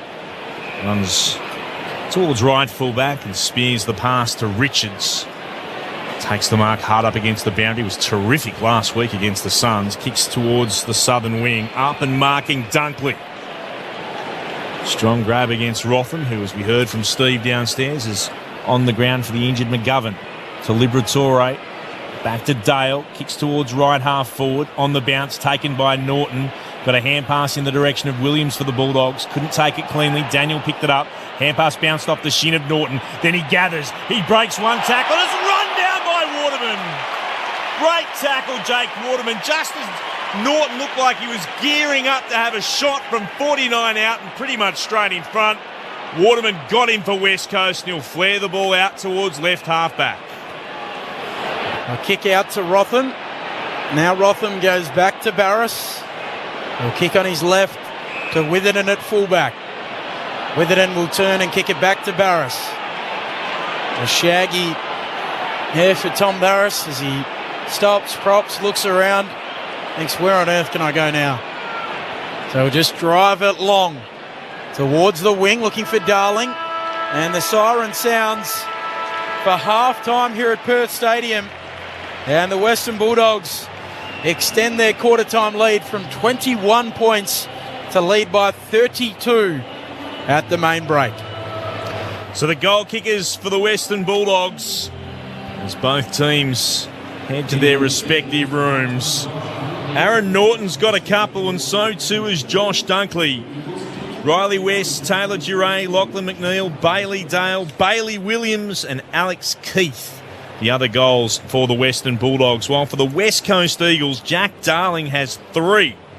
Bailey J. Williams has 1, and Andrew Gaff with 1 as well. Very shortly, for our listeners throughout WA, we'll also bring you a little chat recorded from the grandstand team with Andrew Brayshaw after Freo's amazing win over the Narm Demons today, 14-10-94 to 7-14-56. So Andrew Brayshaw coming up shortly for you.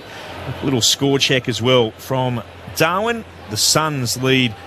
It's been cut to 35 points now, 9-8-62 to the Hawks, who are 4-3-27. Before all of that, though, and the news, that's all coming up too. Let's get the latest thoughts from Shane Woden and Sharad Willingham on Grandstand AFL. I thought West Coast were better. You know, the scoreboard's ticking a little bit. Like 7 scoring shots that quarter compared to the Doggies' 8. But, you know, I thought they tidied up stoppage.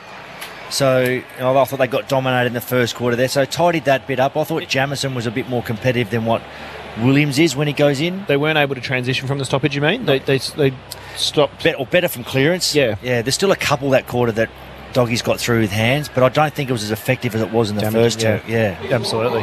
Yeah, I don't know if they changed any structures or anything, but they were just maybe had a little bit more... Bring more heat in there. Yeah, on that first possession. Yep, a bit more through the contest. So, again, a bit of an arm wrestle that quarter too. But I like the Eagles' intent. You know, they haven't thrown the towel in. They look like they're on top of the ground a bit more so than they have in previous weeks. And they're not lying down. There's just a couple of skill errors or a couple of decisions that let them down where Doggies will score off the back of it. But I still think they're in it. I just love the way the Doggies are so damaging when they take those long options through the corridor. They're daring and willing to take something on.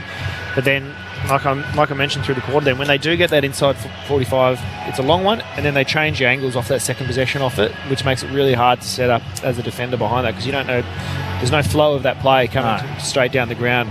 It's really throwing them off, I think. When you've got Daniel and Bailey Dale off half-back who are damaging kicks, and they do actually pull the trigger on those dangerous ones, don't they? Absolutely. Yeah, which opens the game right up. Yeah. So, you know. And I'm just so impressed with the Doggies, the way that they can transition so quickly. West Coast, if they're going to keep up the fight, they've got to find a way to slow them down. Yeah. Whether they put a few extra, I suppose, numbers in the corridor from their mids, and when they do take that inside 45, take the mark and just don't allow them to play on. Don't have the handball receive off that because the Doggies straight towards goal, just a little bit too effective, I think. Yeah, they are. They're very strong off half-back, ability to pull some chains and stuff. So, and I definitely agree. West Coast have shown some fight, some spirit, and have been unlucky in a few instances. They've got inside 50 and the last disposals let them down, which is the most important kick in footy. But it's just been that little bit off. If they get that tightened up a little bit, it might result in an extra 1 or 2 goals a quarter, which would just be massive. Yeah, absolutely. So, we're not finding them. You got the stats up there. We're not finding them scoring that well off turnover, though, are they? West Coast. West Coast aren't scoring off turnover. Are they not? I don't. No, they're probably a bit more from stoppage, a little bit too tonight. They've only. Love to see them turn it over and then go back at them instead of it being slow play, which they're doing really well. They're transitioning quite well from that defensive 50 all the way to the forward 50. They've done that quite well, but I'd love for them to turn it over in the middle of the ground and then go quickly back at them. They're actually pretty level scores from turnovers. Western Bulldogs 2-2, West Coast 2 goals 1. Yeah. Been more stoppage game from the Doggies and how they've scored in that area of the game, because I think just English is just dominating that part of it. 7-5 from stoppage. So add another 2 there. Doesn't feel like West Coast are really coming forward to defend. No. They're getting done chasing them back towards goal. I'd love to see them just have the confidence to come forward to defend, which I know when you're not playing well is really, really hard, because it takes confidence and again, dare to defend type of setup. But I'd love to see them come forward to defend. Yeah. And from stoppage, if either your heat's got to be really good or your spare's got to be great, exceptional behind the ball. And they've obviously McGovern gone down, which makes it hard. Yeah. Very hard for West Coast. But as we heard from their chairman, it's about the small wins, and they've had a few of them today, but the Bulldogs, goodness me, they've been impressive as well. What a great team to watch they are. Delight to have them back in the West, the Western Bulldogs. 10-7-67 to the Eagles, 5-5-35. We'll hear very shortly from Andrew Brayshaw, part of the winning Fremantle team who downed the Demons today, their first loss of the season, the Narm Demons. But first, let's pause and take the latest from the ABC Newsroom.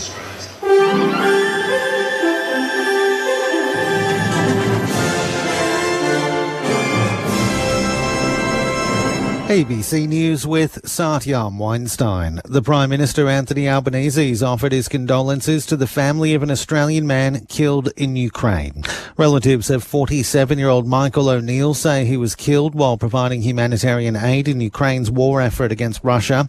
The Department of Foreign Affairs and Trades confirmed it's assisting the family of a man who was killed in Ukraine. Mr Albanese says the man's family has requested privacy. This is a tragedy, and I want to give my condolences to the family of the person involved. The Australian authorities, through the Department of Foreign Affairs and Trade, are providing consular support. Meanwhile, Russian forces appear to be tightening their grip on Ukraine's Luhansk region as heavy fighting continues. Here's Larry Buttrose. A Ukrainian official says its forces may have to retreat from their last pocket in the region to avoid being captured as Russian troops press their advance in the east. The Russian focus in the region has shifted the momentum in the 3-month-old war. President Volodymyr Zelensky says troops are defending its territory as much as resources allow and vows the Donbass region will remain Ukrainian. Meanwhile, the Ukrainian military claims it's destroyed numbers of Russian tanks and other armoured vehicles in the latest fighting. Russia says it successfully test-fired a new hypersonic missile. The Defence Ministry says the Zircon cruise missile flew around 1,000 kilometres from the Barents Sea and struck a target in the White Sea. Russian video shows the missile being fired from a ship and blazing into the sky on a steep trajectory. There are some reports that Democrat and Republican politicians are working on gun control measures following the latest school massacre in the United States, despite calls at the National Rifle Association convention for more rather than fewer guns in the community.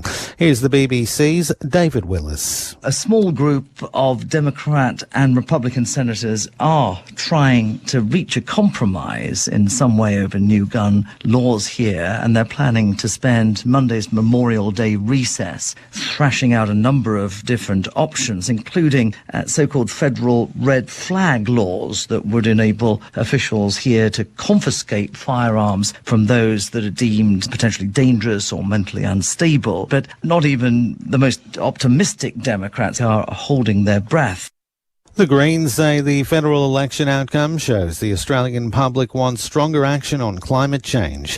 The ABC is projecting the Greens have defeated the Liberal National Party's Trevor Evans to win the seat of Brisbane. The Greens have also secured the seats of Griffith and Ryan in Queensland and have retained the seat of Melbourne, taking their numbers to the lower house to 4. Green Senator Sarah Hanson-Young says it's a triumph for the party. It has definitely been a vote for change in Queensland and indeed across the rest of the country. This has been the climate election, and people right across the country have had their voice heard and they want the Parliament to respond. The National Party's leadership has become a three-cornered contest, with Deputy Leader David Littleproud confirming his candidacy. The former Agriculture Minister and member for the safe Queensland seat of Maranoa says he advised Leader Barnaby Joyce today of his intention to stand at the party meeting on Monday. He joins former Veterans Affairs Minister Darren Chester, who's already confirmed he'll also put his hand up for the Nationals' top job. Indonesian rescue teams are searching for 26 people missing after a boat capsized off the major island of Sulawesi. The search and rescue agency says 43 people were on board when the incident happened. Local media say the boat had left Makassar in the capital South Sulawesi province and was reported missing after failing to reach its destination. Survivors have been plucked from the water, but many people remain missing. One of the world's most respected virology laboratories has found 2 new strains of COVID-19 are more infectious and potentially more lethal than their predecessors. The Japanese lab that sounded the alarm earlier this year about the BA2 Omicron variant was more severe than its predecessors also issued the same warnings for 2 new subvariants that first were detected in South Africa. They're believed responsible for a big spike in COVID case numbers recently. Portugal has reported that one of the latest strains is responsible for more than a third of all the new cases there. And another person's died from COVID-19 in the ACT. A man in his 90s, as the territory recorded 822 infections. There are 77 people in hospital with the virus, down from 83 yesterday. ABC News. Conversations. Spend an hour in the life of someone else. You go very raw and you feel a whole layer of skin has been peeled off. Someone who has seen and done remarkable things. I didn't stand up next to a safe with a doctor's stethoscope and pick the numbers, but we used to open safes, yeah. Hear the latest conversations weekday mornings from 11 on ABC Radio. Or anytime on the ABC Listen app. This is Sir Doug Nicholls Round. Grandstand AFL. On ABC Radio and ABC Sport Digital. Hand passes again to McRae. 50 out. Chips inside attacking. 50 West marks. It was a Bulldogs procession down the northern wing. Ball ending up in the hands of Riley West. Looking for his first of the season from 48 out. He kicks the goal. Emerging with it West. Gives it to Bailey Williams of the Bulldogs from 48 metres out. He sends it long and true. And he adds his name to the list of Bulldogs goal kickers. Handball away to McNeil. Handball back to Keith. 55 out. Goes towards Bonset full forward. It's spoiled away. The Eagles should have the numbers, but they overrun it. Keith, he's got it again. He couldn't, could he? He can! Oh, Keith! He took it coast to coast and he snapped it home. Eagles saying that Jeremy McGovern's injury is back related. Nicely worked from Witherden. The Eagles a chance now. Kelly with it. Kicks inside forward 50. He wants Darling all on his own. He takes the mark at full forward for West Coast. Jack Darling's looking for 3. Slight angle to the right. He'll kick from 25 outs. Jack Darling's kick 3. Got it on to Liberatore. It opens up now. Dale from long range sends it towards goal. Travels over the top of Karmas, who's in the goal square. It's a goal to Bailey Dale and another one for the Bulldogs. The Sir Doug Nicholls Round. On ABC Radio and ABC Sport Digital. Speaking of Bailey's, still can't find an answer for you on what the J stands for in Bailey Williams. The Eagles have even got back to us saying that they're not sure either. They'll try to find out for us.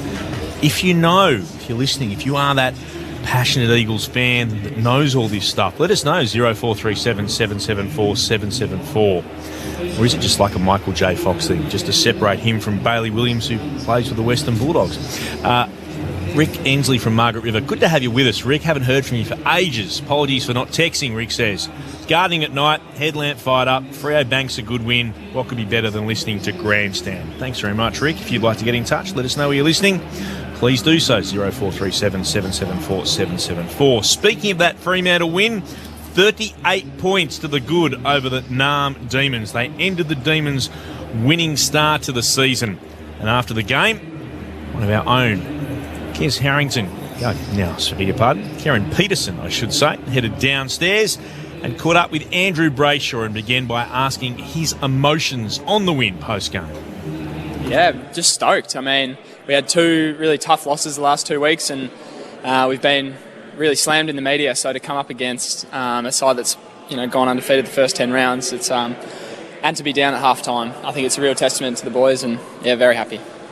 You guys piled on 8 goals, 2 in that third quarter. What was said at half-time to spark that sort of response? A few things happened. I think James Aish going to Clayton Oliver was a huge move, really nullified him, and then Sean Darcy as well got his hand to a lot of centre square bounce taps. But from there, I thought we were just really hungry in the contest, clean, stayed over the ball, and then provided our forwards with good opportunities, and they capitalised. You mentioned before you guys are coming into the MCG tonight off a 2-game losing streak. You've been slammed in the media a little bit. Can you give us an insight into perhaps what was discussed during the week and what you were able to implement tonight successfully to get over Melbourne?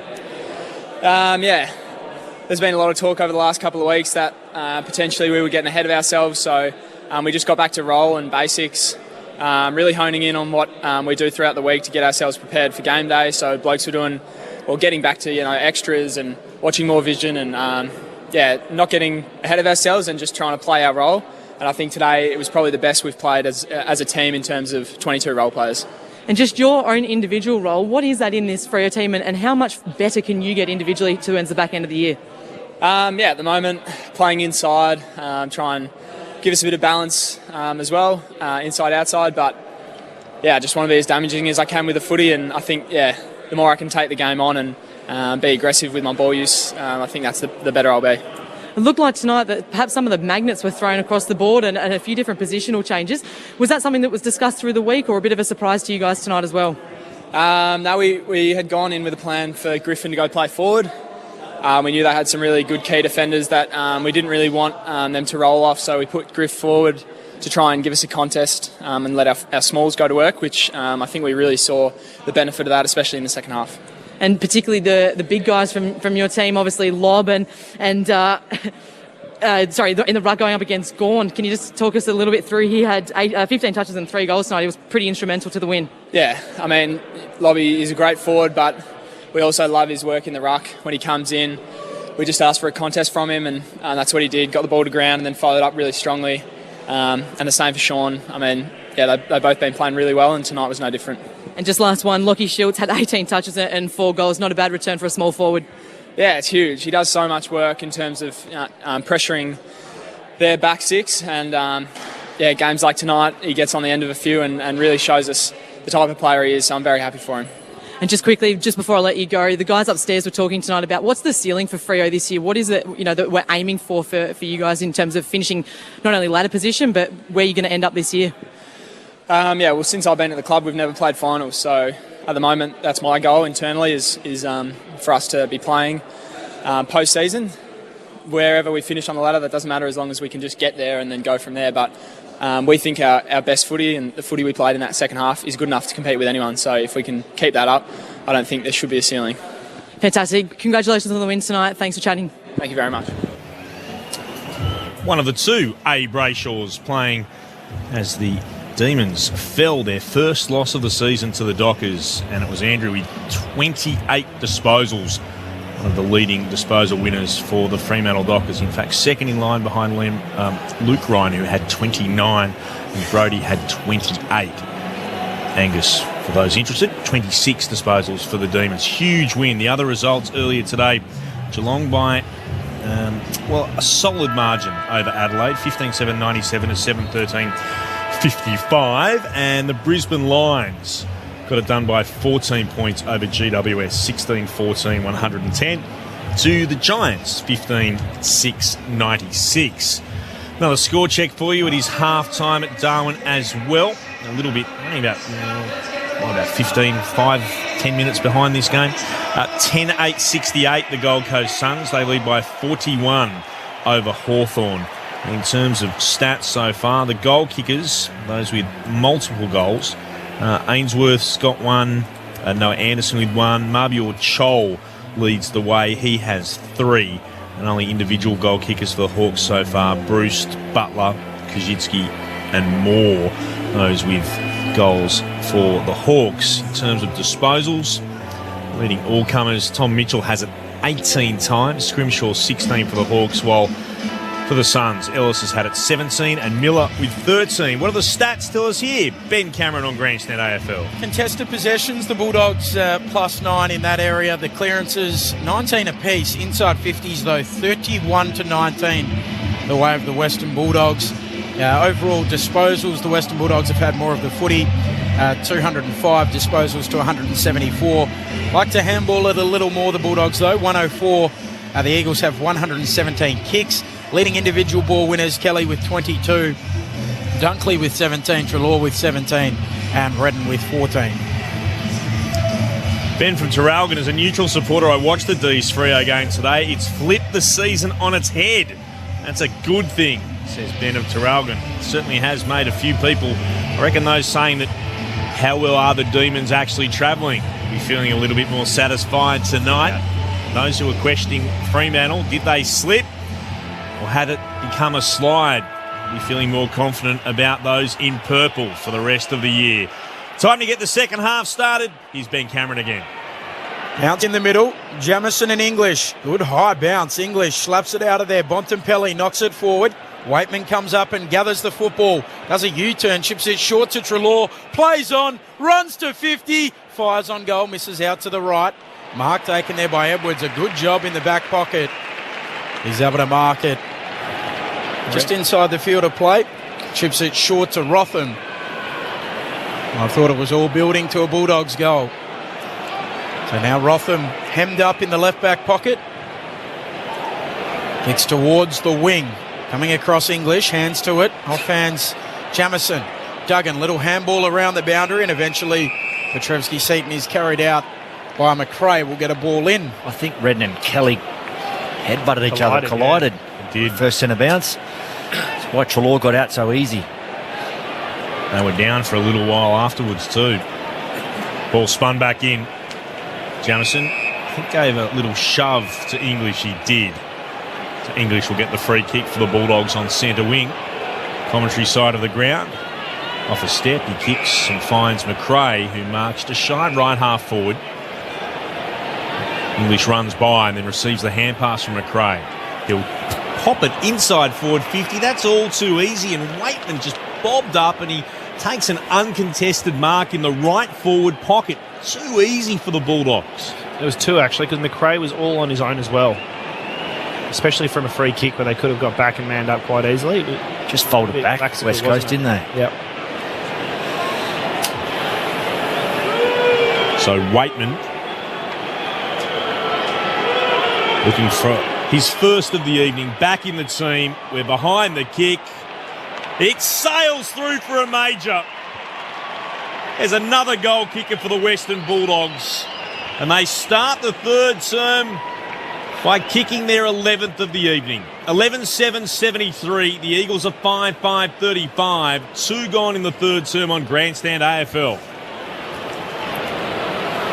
Nelson was opposed to him, just got done on a changeover and waiting for who was that who was hitting up, and then Waitman just got into a dangerous position and got used all on his own. It was on Dunkley first, because Dunkley was going to go up the middle himself. Just poor connection, poor communication by the defenders. Yep. 9 different goal kickers now, the Western Bulldogs. Back from a broken collarbone in round 9. Cody Waitman.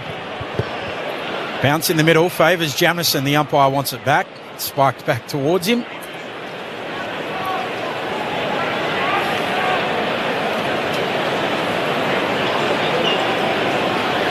Umpire puts it back aloft. English hooks it down towards Treloar. Has a little fumble, then gathers. Handball knocked down. Eventually the Eagles after it. Gaff picks it up. Handball almost turned over. Loose footy in the middle of the ground. Redden slick hands to Nelson. Runs into trouble. Shovels the handball over his head. A good one. Finds Kelly, who gives it to Gaff. His kick smothered by Bontempelli. Now McRae for the Dogs. Wins the footy. Handball to Treloar on the logo. Running by on his left. He kicks inside 50. Looking for a marker. Waitman in from the side. Out-pointed. Outsized. He marks 47 out in a slight angle. Yeah, pressure by Western Bulldogs in the middle of the ground here. Forced the smother. sure what. I think Rotham was on. I'm not sure what happened in that contest there.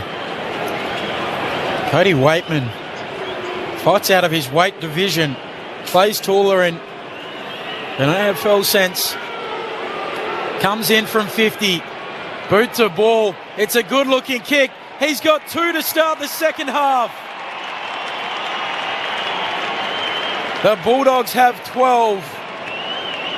And they're out by 44 points here on Grandstand AFL. So Rotham initially. Then just lost him ball watching. Yes, didn't take no body. Yeah, so the ball's gone out onto the wing. Rotham's running back with him and just tracks the ball instead of staying with his opponent. They're all at sea, the defenders at the moment. Waitman gets into a really damaging position. I do love the way he launches it at a contest. Certainly courageous. Eyes. Got to hang in here, West Coast. Ball. Can they is the question, the Eagles. If Norton had bleached blonde hair. It's already got blonde hair, but not quite as the same as Waitman. They look like the twins. Speaking of bleached blonde hair, Jamison wins it down, but it bounces in the direction of English, who gathers off his opposite ruckman, kicks inside forward 50. Edwards takes a mark for the Eagles defensively between fullback and centre half back. The kick goes over the head of Rotham, has to chase it to the boundary, gathers, goes beyond defensive 50, heads down the southern wing. Good effort defensively here. Darling was chasing it. Durais won the free kick. Not sure about that. I thought Darling had eyes for the footy. I thought it was courageous by Durais, and Darling was able to see it over the boundary. I'm not sure there was a free kick in it. Durais got it forward of the southern wing. He'll put the Bulldogs back inside attacking 50. Oh, sweets! That was a big mark in a big pack. There was at least 8 around him, or English rather, and he's been able to drag it down. So Tim English can go back and have a shot on goal from 48 metres out. That's a great mark. He's been doing this a lot more now, Tim English, in his game, really pushing forward hard as that ruck. He's done it a lot tonight and hasn't had a lot of looks going forward, but with inexperienced ruckman and Jamison and Williams, they're really exposed. Tim English. He'll put boots a ball from just inside 50, starts from out to the left, kicks on its way, it's across the face, he misses to the right-hand side. Is that just a tank that's getting bigger and bigger and is able to get forward more? Yeah, I think so. 12-8-80 the Bulldogs, 5-5-35 the Eagles, 6.5 gone in the third. Jones with a short kick into Witherden, runs himself into trouble, has to kick long towards Bailey J. Williams, who launches and marks for the Eagles. That's something they'll enjoy. He's going to get 50 as well. Cody Waitman infringing on the protected area. Ed Richards a little worse for wear, holding his shoulder, and a shoulder that's scrapped. So that's not a good sign. So Williams for the Eagles, stabs it short to Kennedy. Now Kennedy looks towards full forward. He'll set it up. Darling will have a run and jump. So to English there. He can't take the mark. Spills out. Trying to get it on the boot window. Had a fresh airy. And eventually picked up by Dale and then Keith. He thumps it out of there on the left. It'll bounce at left half back. Trying to get there was Sweet rather, and then getting around him was Rotham. He kicks inside forward 50. Spills down. Bontempelli got a hand pass out. Only as far as Gaff though. Shares it with Hoff. Back to Gaff. He's at right half forward. Goes back by hand again to Rotham. He'll kick inside the attacking 50. They come from everywhere. No mark taken. English at the back. Got a hand pass away to Waitman. Kicks high up into the air. Waiting underneath it, trying to get to it was Clark. Instead, it was tapped forward by English. He goes a second time. Got it away from Redden. Then scooped up by Dale. Got tackled. He'll be pinged for holding the ball. The cheers are for Jack Darling, who effected the tackle. That's outstanding by Tim English. It's becoming a favourite again for the Eagles fans, Darling, tonight. He goes back inside the centre square and he finds Barris, who marks. Darling's work rate's really up tonight as well compared to the last couple of weeks, and we mentioned that it's off the back of him probably missing 3 months of training. Just looking a lot more active around each contest. So the Bulldogs, with the first 2 goals of this second half, the Eagles work it just forward of the southern wing. Dogs by 45. Gaff long inside 50. Kennedy! Oh, had a lot of it. Doesn't get paid the mark. And now West is held up. Will get a ball up. Right forward pocket for the Eagles. 12-8-80. Plays 5-5-35. Umpire puts it aloft. Williams trying to take it out of there. Eventually, the Dogs steal it. Liberatore away towards Dunkley. Long kick to the wing. Ball spills out the back. Norton can run onto it. Down the southern wing he goes. He kicks out in front of Sweet. Sweet will track it inside 50. Waitman coming across. So too Jones for the Eagles. He wins it. Gives the handball to Rotham. Caught. Holding the ball. So the Dogs to get it. Dunkley will have the free kick. 60 out. Gives it off to Bailey Williams. Runs to 50. Kicks the goal. His second. A carbon copy of the first. Two beautiful finishes from the arc of 50. And the Bulldogs lead by 51. 13-8-86 to 5-5-35. 10 minutes into the second half. They had to keep flowing the footy this way. It's coming out here, they had two players, 2-on-1 out here on them. Had the outnumber on the fat side of the ground. I don't know what he was thinking. They're just sweating on that incorrect decision, aren't they? And applying a lot of pressure. Steve Allen's on the boundary. Steve. Looks like the Bulldogs are trying to get Ed Richards back out there. Just there's strapping going all up his arm, really, just about at the moment. The shoulder strap, everything either side of the elbow as well. So it's a work in progress, but they're not prepared to sub him out just yet. Luke Cleary is the med sub. If required, the Eagles have already made theirs. Jeremy McGovern out. Rotherham is in for them as Bailey J. Williams wins it down, but it's to Treloar for the Bulldogs. To Liberatore. Short pass finds West. He'll kick inside, attacking 50, leading out. That's as easy as you like. That's training drill stuff for Bontempelli. Coming out from full forward, he marks, hands out in front of his chest. 45 out from goal, in line with the left hand behind post. It's a luxury to have him forward for long periods of the game. Just numbers through the midfield. Marcus Bontempelli trots in from 50 out. Kicks on its way. It's out to the right.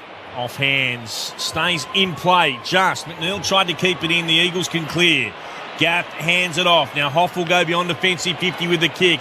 He wants Darling. Brought to ground by O'Brien. Tapped down by Williams. Umpire spots a free kick. It'll go the way of Williams, who was being held. And he'll come back and have it on centre wing. Bulldogs lead 13-8-86. The Eagles 5-5-35. 12 gone in the third. Gives it off to McComb, who gives it back to Williams for the Dogs. His kick charged down by Darling. Ricochets away to Petrevski-Seaton. Handball to Duggan. Eagles backwards of the wing, northern side. Duggan stops, gives it to Darling. A little unsure, goes with the handball. Back to Winder. He's eventually pressured, loses it. Daniel comes up with it for the Dogs. Run down! Petrevski-Seaton caught him, holding the ball. Really lucky that they were able to apply that pressure, but the reason Darling held up is he had nobody to kick to, and they had about 3 Western Bulldogs defenders fall to the ball. Dogs by 51, 12 minutes into the third. Eagles with the free kick backward of the wing. Petrevski-Seaton short to Nelson. Marking on the wing. Comes with the kick to Shuey. Turns and plays on. Puts it inside forward 50. He wants Kennedy, who's up and marking. 48 out from goal in the left forward pocket. That's the left from Shuey. Oh. At least Petrevski-Seaton didn't panic. You know, it's called to play on, it's going left, right, but then just spot a short, still own the ball. Good connection with JK up front. Josh Kennedy looking for the Eagles' sixth from 51 out. It's swinging left, and it's missed the lot. And that's disappointing for Kennedy and for the West Coast supporters. 13 minutes gone in the third. No change to that score. The Bulldogs still by 51 points. Duray kicks across the face of goal to Bailey Dale, who goes pinpoint, trying to find a target at halfback. Well pressured by the Eagles. Rotham spoils it away. Out of play for a throw-in. The West Coast Eagles bringing some pressure. Bailey Williams and Sweet. Williams underhanding it down. Liberatore. Clark gets involved.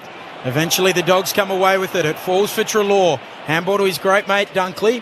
Handball back to Scott. Scott kicks around the wing towards Karmas. Karmas wrestling. And a nice mark taken by Witherden. He was impeded as well, and he marked it as he fell to ground. His kick's not as good. It bounces for Nelson. He's got plenty of time to track it back, pick it up, kick towards Winder. And he'll gather on the bounce for the Eagles at left half back. Kicks back inboard to find Shuey. Shuey goes across half back. He finds Witherden for the Eagles, who looks to flare it out to the southern wing. The kick was precise to Redden. Got there before Karmas could. Redden plays on from the logo. Goes in the direction of Clark, and Clark marks hard up against the boundary. Between centre wing and right half forward. Southern side of the ground. Sends it inside forward 50. Darling! He attacked that football. That's more of what you'd hope to see from Jack Darling if you're an Eagles fan. He crashed into the pack and dragged in the Sharon and brought it to ground. He'll go back and have a shot from 40 outs. He'll cross where the 50's marked on the ground at right half forward. It's his 5th mark inside 50 tonight. So, and that was ice-like, wasn't it? Yeah. It even looked like he was shaking it on the way down. That's a tremendous mark from Darling. He comes in. He's looking for 4. Jack's finding some form. Jack Darling, he has got 4. And the Eagles have their 6th. 6-5-41 to the Bulldogs, 13-8-86. If you didn't see the back page of the paper during the week, it was Jack's catching some waves. How about some goals? Send him surfing every week. No, he's saying that. Go catch a wave. I think they said about time or finally Jack's catching something. Yeah, that's right. Bit harsh, I thought. I will be honest, I was trying to sort of just let that one through to the keeper. But he was catching a beautiful wave too. That was nice. And now he's caught a remarkable mark. A great catch for those who like that sort of terminology. Jamison was a good surfer apparently as well, wasn't he? Very good surfer. Looks like it. No, it was a very good surfer from Trigg. I remember watching a story on one of the commercial networks about he actually thought about maybe taking up surfing professionally. Oh, really? Decided he was a bit tall and wasn't quite good enough. Went to footy instead. Crooked bounce in the middle. 45 points, the Bulldogs' advantage. Umpire tosses it high, English hooking it down, now trying to follow up. West coming through. Kelly trying to get a handball away, tackled by Dunkley. We'll go again. Just outside the outer of the 2 circles in the middle of Perth Stadium. Hayley Williams wins the ruck tap for the Eagles. Comes out to McRae, slick hands away to McComb.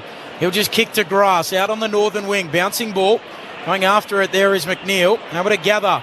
Gets onto his left. Kicks inside 50. Bontempelli will launch at it. So too Karmas. Spoiled down by Edwards. West at the fall of the ball for the Eagles. Handball to Clark. Handball to Witherden. Handball to Nelson. His kick close to the boundary line, but it finds Duggan. So Duggan pauses. Not sure where to go. So goes across half back. Finds Hoff, who marks. Again, he pauses. There's nothing really ahead of him. Looks to go on a bit of a run. He'll kick towards centre wing. McRae's underneath it. Landed beautifully for him. Jamison couldn't get there. O'Brien made sure he just sort of worked out from underneath it as well. The ball's moved by McRae to Richards. Trots inboard. Kicks with the left. It'll go inside the attacking 50 for the Bulldogs. 2-on-2 battle. I thought Waitman got a little shove from Nelson, and so did the umpire. Cody Waitman will have a free kick here. I'm not sure if the Eagles fans can be, too unhappy with that. It did appear to be a shove in the back. Arms or were their hands? The replay might be more telling, but it certainly looked like it was there. Well, Bontempelli's the player who's been given the free kick as well. It should have been to Waitman. I thought it should have been to Waitman for sure. Nelson pushed him. Well, I'm completely confused by that decision. Might just show who the umpires are trying to make sure they protect. Bontempelli has been given the free kick, and Bontempelli will kick the goal, and he becomes the Bulldogs' 10th goal kicker of the evening. They've got their 14. Lovely goal. from right on 50 to Marcus Bontempelli. 14-8-92 the Bulldogs, 6-5-41 the Eagles, 18 gone in the third on Grandstand AFL. Clint Wilden alongside Ben Cameron, our experts Sharad Wellingham and Shane Wowoden. Unnecessary push even from Nelson. Didn't give it away, but you just don't have to do that in a marking contest. Barrass's early body was what he was trying to do, which is fair enough, and just accidentally did a little bit early, but the Nelson one was just unnecessary. The free officially has gone against Tom Barrass there, but obviously they were both seen something we didn't. Yeah, they picked something out, whereas the shove from Nelson was quite obvious. So back out to an equal game high, 51 points. That's the lead for the Bulldogs. West in the middle. Gathers it nicely, turns back through the traffic, kicks out towards half forward. Trevsky-Seaton drops the mark, has time to recover. Gathers, back feeds a handball to Gaff. Now Gaff's got nowhere to go. Eventually goes on his left, inside 50, looking for Kennedy. Few dogs there, comes down at ground level, Winder, gathers to Kelly, dribbles it on goal, bouncing ball, little dribble goal, beautiful. Kelly can celebrate. He kicks a goal with his 24th disposal of the night. And the West Coast Eagles bring it back to a 45-point deficit. 7-5-47 plays 14-8-92. 20 minutes played in this third term. Beautiful finish, but I really was impressed by that centre clearance from Connor West. It was awesome to gather at pace and change direction, just send all the opponents going the wrong way. I don't think he's played in there enough tonight. Connor West, I think that's where he's got to play. He's just lively. He's been on that half forward flank the whole time, and just. And I understand them going with their big guns in there. So he's having small spurts. He hasn't won a lot of the footy tonight. But just what he gives, isn't he? Should have updated you more often on the score up in Darwin. Apologies. The Suns now by 48 over the Hawks. 15 gone in the third. As the Bulldogs through Treloar, hand pass backwards to Kelly, and she just bumps him over the football, and he gives away a free kick. High, according to the umpire. Gets a little shove from Dunkley afterwards. Going to see that again. Looking for the replay. He has taken him high too with the right arm as he's come towards him. So the right decision from the officials. Bulldogs go back to O'Brien, to Gardner inside defensive 50. The kick towards the southern wing. Ball's allowed to bounce. Richards gathers, spears it onto the chest of McRae. Richards continues his run. Beautiful hand pass to him. And then he'll put it into the left forward pocket and marked by Hoff. It carried over the pack. And Hoff was in the right spot. Takes the mark and moves it short. On in turn to Petreski-Seaton. Now a chance for Winder through Kelly. Gets it again. Goes on a run, Jones, and then he's pinged for holding the ball. Don't mind that. He tried to take it on, Jones. Take it on. I reckon it's a great flip of the magnets from the coaching staff, putting him down back. It just gives him good run, good speed, something different. Scott rewarded with the tackle as the Bulldogs move it towards right half back. Here's O'Brien stabbing a pass to Bailey Williams. So the Dogs down the northern wing. Williams goes short, a good kick. But a spot up Dunkley. Dogs by 45 points. They're led by 21 at quarter time. Led by 32 at the half. Dunkley short to Treloar. Those great mates, they always wax, don't they? Treloar will wheel around. Kick it long towards the pocket. Looking for Sweet. He got bundled out of the way by Barrass. Ball goes out the back. Jones onto the footy. He'll kick beyond the defensive arc for the Eagles. The Dogs have the numbers. Dunkley. How about a back feed, a handball to Dale. Sweeps one to Daniel. Now Daniel looks back into the pocket. Trying to get it to English. He was dealt with. The free kick will be downfield. There wasn't much in that, to be honest. He didn't get him hard. I clotheslined him, I thought. it was just across the chest, but made to look a little bit worse than it was, I think. Very smart from Caleb Daniel. So English will get the kick. Oh, no. I stand corrected. No, Cripps has got him. It was across the chops. Yep. 45-degree angle. Good to ball from 40 out. And English does it with ease. He's dominated tonight. They're very good. The Bulldogs with the 15th major. And it's back out to that equal game high lead of 51 points, 15-8-98 by 7-5-47. 23 minutes into the third. Yeah, he's had 20 touches and a goal now to go with his. He's also 21 hit outs. Body. 6 clearances.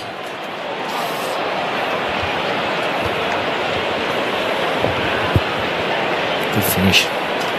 Really nice finish. Like he's thicker too, so he's growing into it and getting around the ground really well. He's had an enormous evening. Yep. 21 hit-outs as well, English. Bulldogs will be thrilled to know that he's going to remain in the kennel for a few more years yet. The 11th different goal kicker tonight for the Bulldogs. Throwing aloft.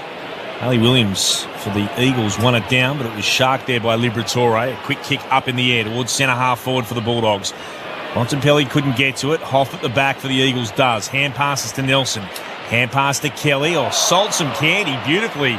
Just left Liberatore absolutely fooled and then kicked towards the commentary wing. Sat there for Williams. Hand pass back into traffic. Tried to get it away. Bailey's involved again. And there's a push in the back against the Eagles. They'll take the advantage here, the Bulldogs. Daniels goes on a run towards Ryan half forward. He sends it towards full forward. Norton couldn't mark. Spills down. Barris goes out after it. Liberatore picks it up for the Bulldogs. Ball bounces away from Petreski's seat, and it's a free kick here to Liberatore, taken high after he got the hand pass away. And he can go back and look to be their 12th goal kicker of the night. He'll be shooting from 40 out. He'll start in line with the right hand behind post. It's a thick moustache too. Isn't it? Thick. That's number one, the comp. No. Mo? No, it's not number one. No. Who's number one? Oleg Markov. Absolutely. Oh, yeah. If you look like Dr. Eggman from Sonic, you're number one. This is Liberatore, though, and he kicks the goal for the Bulldogs. Their 12th different goal kicker. Their 16th goal of the game. And the Bulldogs stretch their lead again. They're out to a 57-point advantage at the 27-minute mark of the third term. 16-8-104. 7-5-47 for the West Coast Eagles. By the way, if you disagree with us, please let us know. 0437 774 774. You're also wrong. Lever. You're also wrong because it is Markov. No. Yeah. Markov's got them all covered. Really? Lever's a lot more. He's got that filled up the twirl. Got the index of the thumb. Just the little twirl at the end and flicked up. Do you put hair gel in that? Like, how does that? I don't know. I mean, Liberatore, there's no doubt that is a fine tash. But Markov wins it for sheer style points for me. Dogs by 57, back in the middle. Williams looking to win the tap down. Bontempelli off to English, who slaps it on. McRae on his left, tumbles it inside 50, loose footy, bouncing ball. McComb gives it off to English. Handball to Liberatore. Harlem Globetrotter stuff. Back to Treloar, fires on goal. Misses. That would be an air ball from the Harlem Globetrotters, out of bounds on the full. Should have given it back to English on the left. Yeah, that's what I was hoping. This one was it Washington? Is it the Generals? The Eagles are playing like the Washington Generals this year. They are. Actually, the only person who has any right to talk about the tashes in the box is Sharrod. He's the only one sporting one. I can't. Sport one? I can't grow one. Dangerous kick from West Coast. They might turn it over inside their own defensive 50. The kick was towards half back. It's been brought to ground. Emerging with it, McCone. Hand passes to Bailey Williams of the Bulldogs. Gives it back to Dale in the centre square, and he stabs it in the direction of English. Couldn't quite mark. West gathers, throws it on the boot. That's remarkable. He's kicked it under genuine pressure from about 25 out. They've manufactured another goal, and that is Harlem Globetrotters stuff. He's got his second, and the Bulldogs have 17, and it is becoming, dare I say it, a shellacking. 17-8-110, the Bulldogs. 7-5-47, 28 gone in the third. I thought it was maybe a free kick to English with front-on contact. Yeah. See how he gets forward a lot. Yeah. The Oppo Ruckman, so Jamison and Williams, just never to be seen anywhere. It wasn't quite as many people hanging off him, or he hadn't broken as many tackles, but it was reminiscent of the Nat 5 v Geelong goal. Now, I'm nervous for the West Coast Eagles percentage. 0.3. Yeah, that's one arm coming through them, and I'll get to the percentage in a moment. English down for Liberatore, tries to soccer it out of the middle. English has a fresh area. Eventually Liberatore picks it up. He's tackled. Handball away towards Jones, and he's pinged, holding it. In fact, Kelly. So a free kick to McRae in the middle of the ground. So McRae for the Dogs. Drives it long. Norton launches. Big fist comes from behind. Ricochets away to Bontempelli. Gives the handball away. McComb. Time to stop. Snap. And goal! Too easy for the Western Bulldogs. They're receiving little resistance from the yellow and blue. And they're out by 69 points before three-quarter time. 18-8, 116 to 7-5-47 here on Grandstand AFL. Jeez, 8 goals this quarter. Like Fremantle to Melbourne today. Norton launched at that contest, didn't he? 3 or 4 deep, still created the contest, brought it forward. Smacking them at stoppage. Plus 12 inside 50s this quarter. So territory battles well and truly won. This is the West Coast's issue, just be able to sustain effort. Yeah. So their percentage at the moment is down to 50.4 on the live AFL ladder. Fitzroy in their final year, their percentage was 49.5. It's ugly.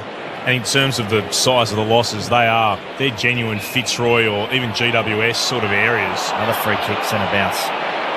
It's the way of the Bulldogs, which will surprise no one. It's against Kelly. Bontempelli from the centre circles. We'll put it back inside the attacking 50 for the Bulldogs. Scott up against Duggins. One down by the Bulldogs. Waitman to Sweet. Comes in the direction of Scott again. Nelson wraps him up. It's been held in. Umpire will ball it up. Highest scoring third term of the year for the Bulldogs. Previous best 7-1. They've kicked 8-1 in this term. 7-1 centre bounce this quarter. So West Coast defence just under enormous pressure. And it's crazy. It would feel like it's coming in at every centre bounce. Absolutely. And without Jeremy McGovern, who was, of course, out injured with officially a back problem. It's plus 25 inside 50s. Sweet palms it down to Liberatore, shovels a hand pass out the back. Waitman overruns it. Redden picks it up for West Coast. Got it to Jamison. That should be incorrect disposal, I thought. Liberatore tackled him. It spilled out in the direction of West. Kicks towards the outer side for the Eagles on the southern wing. No one can get a clean possession until eventually Dale goes in. His hand pass intercepted by Kelly. Hand passes up in the air. And then Gardner has it. He's been tackled by Gaff. Umpire says play on. Eagles fans aren't happy. Gardner will gather again. Gives it back by hand to Kelly. Sweeps a hand pass forward to Scott. That's a lovely hand pass over the top of traffic. Scott kicks up into the air towards full forward. Waitman, Norton. They both flew. Norton behind him. I thought Barras has done well tonight on him. He has, I'd say. But he's popped up and going for his third goal. He's done really well against them in the contests. The astronaut is right in front. Yawn. As he calls him. He'll kick from 40 metres out. And Norton has hit the right-hand goalposts. So that was on the line and not in, as the case may be. 18-9, 117. The Bulldogs, 7-5-47. The Bulldogs, 70 points to the good at quarter time as the Eagles stare down the barrel of another 10-goal plus loss. And as Ben told you, those percentages, they're just horrible for West Coast where they're at the moment. The others game, which I'll bring you up to date with, of course, up in Darwin. 27 gone there in the third term. The Suns have a 10-goal lead over the Hawks. 14-11-95 Gold Coast to the Hawks. 5-4-34. Here at three-quarter time, the Bulldogs have 12 different goal kickers. 12. 2 to Norton, 2 to Bailey Williams, 2 to Cody Waitman, 2 to Josh Dunkley, 2 to Riley West, and then singles to Bontempelli, Duray, McComb, McNeil, Dale, Keith and English. While for the West Coast Eagles, Darling's got 3, Williams with 1, Gaff with 1 and Kelly with 1. Bulldogs lead 18-9, 117 to the Eagles 7-5-47 wherever you're listening on ABC Radio and ABC Sport Digital. This is Grandstand AFL.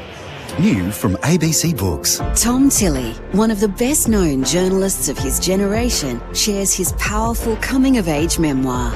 From a strict Pentecostal upbringing Our lives revolved around the church hall. to questioning the life created for him, Once their whole body had been immersed, he'd start praying in the hope the convert would speak in tongues. to building his true self and making every moment count. Speaking in Tongues by Tom Tilley. Book and audiobook available in stores and online. This is Sir Doug Nichols Round Grandstand AFL. on ABC Radio and ABC Sport Digital. So the Dogs to get it. Dunkley will have the free kick, 60 out, gives it off to Bailey Williams, runs to 50, kicks the goal, his second, a carbon copy of the first. Two beautiful finishes from the arc of 50. Clark marks hard up against the boundary. Between centre wing and right half forward. Southern side of the ground. Sends it inside for Vicky Darling! He attacked that football. That's more of what you'd hope to see from Jack Darling if you're an Eagles fan. He crashed into the pack and dragged in the Sherrin and brought it to ground. He'll go back and have a shot from 40 outs. That's a tremendous mark from Darling. He comes in. He's looking for four. Jack's finding some form. Now Gaff's got nowhere to go. Eventually goes on his left, inside 50, looking for Kennedy. Few Dogs there, comes down at ground level, Winder, gathers to Kelly, dribbles it on goal, bouncing ball, little dribble goal, beautiful. In the centre square, and he stabs it in the direction of English, couldn't quite mark. West gathers, throws it on the boot, that's remarkable. He's kicked it under genuine pressure from about 25 out. They've manufactured another goal, and that is Harlem Globetrotter stuff. He's got his second. Ricochets away to Bontempelli, gives the handball away. McComb, time to stop, snap, and goal! Too easy for the Western Bulldogs. They're receiving little resistance from the yellow and blue. The Sir Doug Nichols Round On ABC Radio and ABC Sport Digital. With apologies to Jack Darling, who has four, can't afford to take a single goal off West Coast tally at the moment. 18-9-1-17 for Bulldogs. They have 13 different goal kickers. The Eagles 7-5-47. Well, Sharad Wellingham, Shane Woewod, they just blew it away in that quarter, didn't they, the Dogs? It was a deluge, wasn't it? It was like the ball didn't even go inside. How many times did it go in their half? Twice inside the 450? Six that quarter. It felt like nothing at all. Yeah, that was just an avalanche. And from the centre bounce, I think plus 10 in clearance, plus 7 in centre bounce. So backs are under enormous pressure. Not going to give your forwards any hope of locking it in. If you can't win it. Can't win it at the CB. Yep. And yeah, the backs would have just been feeling like reset, coming back in, reset, coming back in. No, they don't have a real experienced ruckman for West Coast, and Williams and Jamison. They're lighter bodies and not genuine ruckmen. So whereas English just dominates and puts it where he wants. You know, they've been fortunate West Coast for a long time with having Nat Newey in there, and they're not there at the moment. So which has been their strength, centre bounce, but for tonight. It's not going well for them. I was just thinking during the break then, do West Coast try and put Shuey a little bit behind the ball at some stages and let him kind of be creative in their back line, same as Mitchell did when he came over here? Yeah, absolutely. He's brilliant on both sides of his feet, can open up the ground when he gets it. You don't need genuine power and speed. No. He doesn't need to be a running half back, just general back there. Yep. I agree. I'd love it. Pendlebury's not a running back, is he? No. Just sits behind the ball and just pops it into space. I think it's a great suggestion. Give him a bit of less of that burst exposure to the hamstrings as well, the soft tissue stuff, which is obviously what's allow some more hindering him coming through and play as a midfielder. The reason I was thinking is because we want to spend more Connor West time in there. What do the numbers tell us, Ben? I've got a sneaking suspicion what they tell us. Plus 23 contested possessions for the Dogs. Clearances plus 11 inside 50s. They've doubled the Eagles 50 to 25. Disposals, Treloar with 25, English 22, Kelly 27 for the Eagles. West Coast staring down the barrel of what would be a sixth 10-goal plus defeats in 2022. I'll get the centre clearance on the restart as it was one down by them. It went to Kelly and then to Shuey. Kicks towards right half forward. Richards is out after it. Sockers it off the ground. It bounces up in the air off the boot of McComb. The umpires say here it's going to be a throw-in at right half forward for West Coast. That was a nice bit of centre bounce work then. Also staring down the barrel of what would be an 8th loss of half a century or more, 50 points plus. Ugly years. Bailey Williams wins it down for West Coast. To Kelly. Kicks towards full forward. No mark taken. Kennedy's out after it. Tackled. Lost it. Spilled to Richards. He's tackled. Hand passes backwards. Clearing kick from O'Brien. Up into the air. Tacked by Waitman. Underneath that, and it hurt too. Jones, I reckon, as it spilled down to Whitford, who beautifully kicks to Cripps, who marks right on the 50 at right half forward. Darling wanted it short into the pocket. That was ignored. Cripps wants to go at goal. He's going to have to kick this about 52.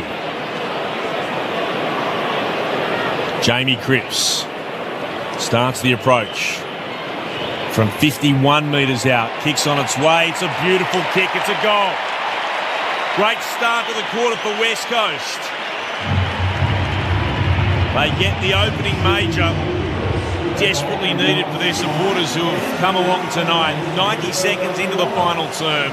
The Bulldogs lead has cut back to 64 points. 18-9, 117 the Dogs. The Eagles 8-5-53 on Grandstand AFL. Our experts, Shane Woden and Sharad Wellingham. I don't see enough of those damaging kicks from Witherden. He's got a beautiful leg, but at the moment I find when he's down back, he's just using that really short dinky kick, but he's got a punishing kick when he does take it on. Confidence for him, do you think? I think so. I think he does poke at it a bit, doesn't he? He does. Yeah, but he comes from Brisbane apparently with a good kick. But you're right, since he's been home, you haven't seen it. That was a damaging. That was very good. Bounce back in the middle. There's a free kick in the middle. Not to go the way of the Dogs. You wouldn't have given that. So English will have the free kick. Bailey Williams stands in the middle of the ground. English runs around him. Kicks inside, attacking 50. Waitman and Norton. Norton leaping from 3 deep. He claims it, 45 out, ever so slightly to the right of centre. Just doesn't care, does he? Just goes at everything. It seems like he runs up from 25, 30 metres away from the contest as well. Closes on it late, doesn't he? Even waiting. Does the opponent not think that he's going to launch at it? Tommy Barrass? It's just hard to go with, isn't it? Norton comes in, boots the ball on the arc, back home in WA, and he puts it through for his third. The Dogs respond again, and they're back out by 70 points, 19-9, 123. Plays 8-5-53. I thought Chris Tarrant used to do it a lot too. Yeah. Didn't he? Just launch at everything. Sit on blokes' heads, crash packs. Very similar. And just almost like float through the air at the pack as well. Oh, Rotham nearly got a finger on it. Good work on the line from Bontempelli just to keep Rotham out of the contest. Be an extra whack for the WA clubs watching Tim English and Aaron Norton, both West Australians.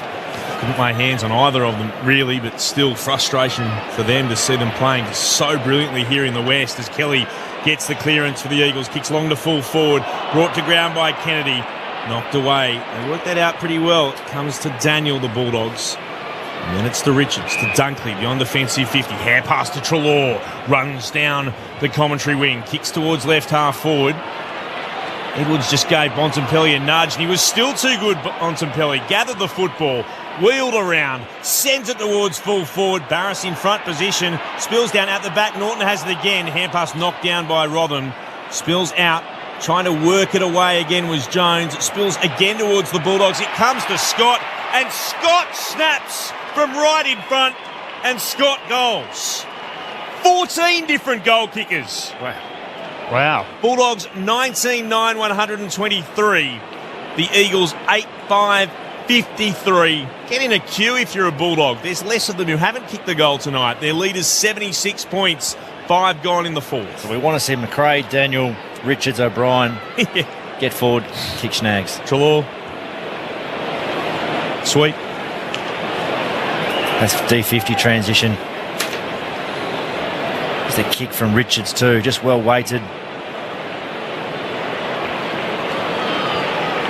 Trelaw plays as a high forward and gets midfield numbers. He gets up in the ground, gets around stoppage, gets involved.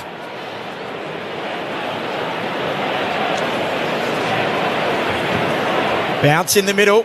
Another big one. English slapping it down. Liberatore knocking it out. McRae onto the footy. Handball with Edwards. Gets it back. Richards rather. To McRae, who kicks towards half forward. McNeil trying to bring it to ground. Does so. Follows up with the tackle on Witherden. And tackles him to deck.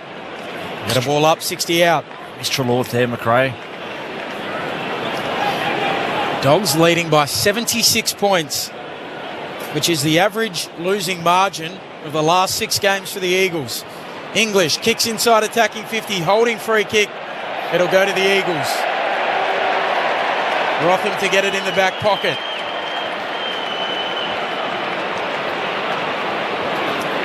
So Josh Rotham is being held by Sweet. There's the organisation by Bontempelli telling his teammates to cover the corridor.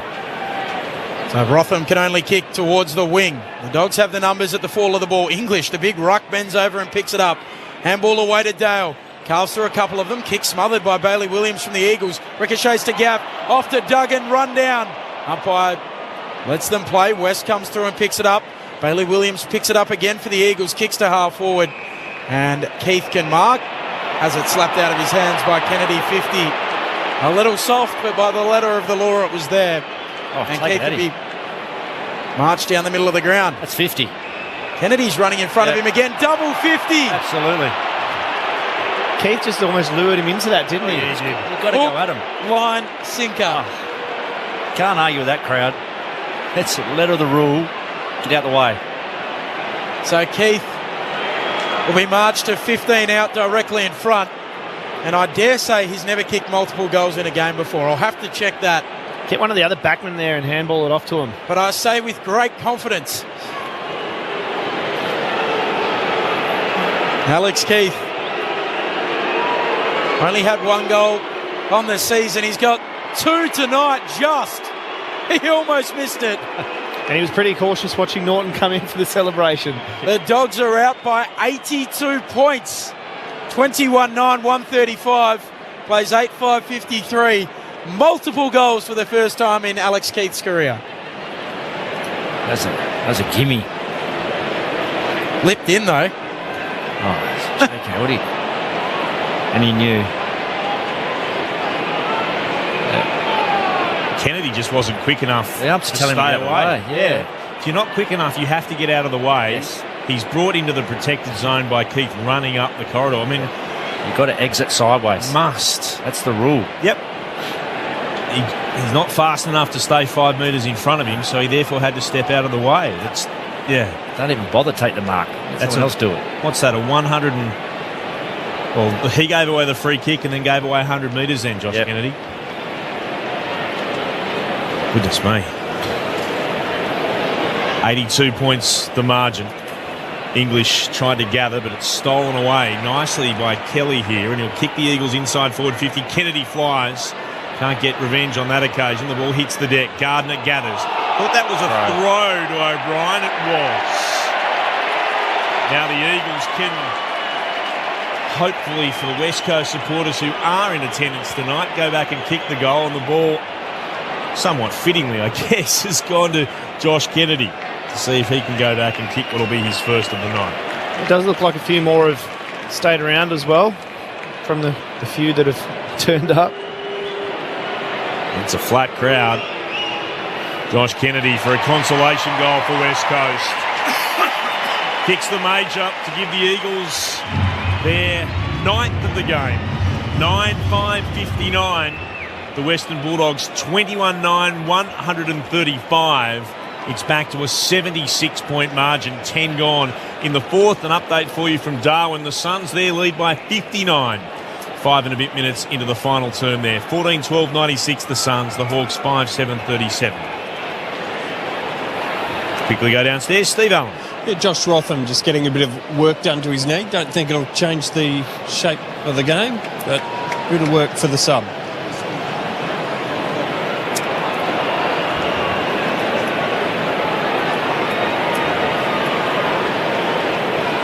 So Josh Kennedy with goal 701. Bounce in the middle. English slaps it down to McRae. Bursts out of the front of the stoppage. Kicks to Waitman. Strong hands. Marks 51 out.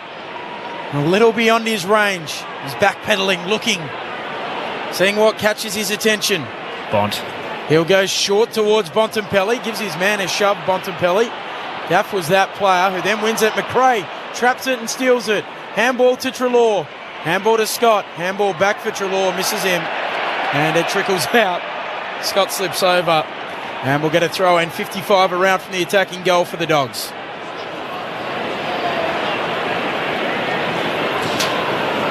They lead by 76. Umpire brings it back in. English slapping it back boundary side. West onto the footy for the Eagles. Hits it at speed. Gathers. Handball away to Nelson. Handball to Shuey. Handball back to Nelson. Kick a turnover. McRae steals it. Drives it long in the direction of Norton. He's being wrestled out of it by Barris. Did well. Allowed Edwards to come in and take the mark. And he kicks across to Waterman at right half back. Waterman plays on by hand to Hoff. Hand pass to Gaff across half back. Hoff did well. Step between two Bulldogs. Chaweta go for a moment and then calmly finds Redden. That was well done. Redden kicks towards the commentary wing. Cripps marks. Pauses as Waterman runs by. That's ignored. The kick is towards Kennedy. Marking it right half forward. Too far out to score himself. Will he put it into the pocket? He won't. He'll go long towards full forward. He wants Darling. Goes up. Couldn't quite hang on to it. Ball hits the deck. Bontempelli's over the top. Petreski Seaton comes in as well. Eagles want... Well, they wanted a free kick for Bontempelli not getting rid of it, but it was never likely to come their way. Umpire will ball it up instead, which he does now. Jamison at the back, palmed it down straight to Bontempelli. Hand pass to McRae inside his defensive 50. Now to Gardner, picked it up off the deck. Hand pass under real pressure over the boundary line for a throw-in. Oh, Darling clunked that for a second. Yeah, it was close. Very close. Attendance announced 31,838 in tonight at Perth Stadium. 4:50 stoppage for the Eagles. English winning the tap. Shuey onto the footy. Gets the hands free. Handball to West. Hooks it towards the hot spot. It goes straight up and down. In fact, Dale brings it down. Not the required distance. He's tackled quickly. Held in. 76 points. The Bulldogs lead. English slapping it down to Liberatore. He'll kick towards the logo on the wing. Norton and Barris, they wrestle. Coming across Sweet. Gaff does the roving. Handball back to Barris. Handball to Gaff for the Eagles. Now kicks into the middle of the ground. Shocker. Might see in the Bulldogs. Richards will run onto it. Has men out. He'll elect to go himself for the time being. Drives it long towards Dunkley. Dunkley with Witherden. Witherden fights on well. Slaps it away. Halves the contest. Does a really good job. Gets some support from Nelson. And it's held up in the right forward pocket. Good contest in the cage. Andrew Gaff had three West Coast players in the middle and missed them all and kicked it to the Western Bulldogs player. Fell off the kick, didn't he? Ball spun back in. Sweet against Jamison. Sweet won it down. Spilled there for Clark of the Eagles. Kicked on offensive 50. Mark taken by Dale. No, must have been touched. He's forced to play on. Hand passes inside forward 50. Shuey was there. On it for the West Coast Eagles. Gave it to Hoff. Dangerous kick across half back. Gaff surely has given away a free kick for tackling Williams. He has. Gaff couldn't get to it. The ball went past him. He tackled Bailey Williams, who then moves it short. Closed down by Nelson. Gives away a free kick. It's over the shoulder to Dale. His long-range shot on goal from the Bulldogs has missed to the right-hand side. They fired away when they probably could have played on. Williams was the player who took... Well, he decided to take the advantage. It wasn't there. He's missed to the right-hand side. Minor score, 21-10, 136. That's the Bulldogs. The Eagles 9-5, 59. 14 gone in the fourth term. The Bulldogs lead 77 points. Witherden tries to kick towards the southern wing. Mark unable to be taken there by Clark, but he'll get a free kick. Clark at left half back. Kicks towards Bailey Williams on the lead for the Eagles. Spoiled from behind. The Dogs have the numbers. Scott kicks towards half forward. Dunkley can mark. Gives off the handball to Treloar. Breaks the paint to 50. Runs to 40. Adds his name to the goal kickers list. 15 for the Dogs.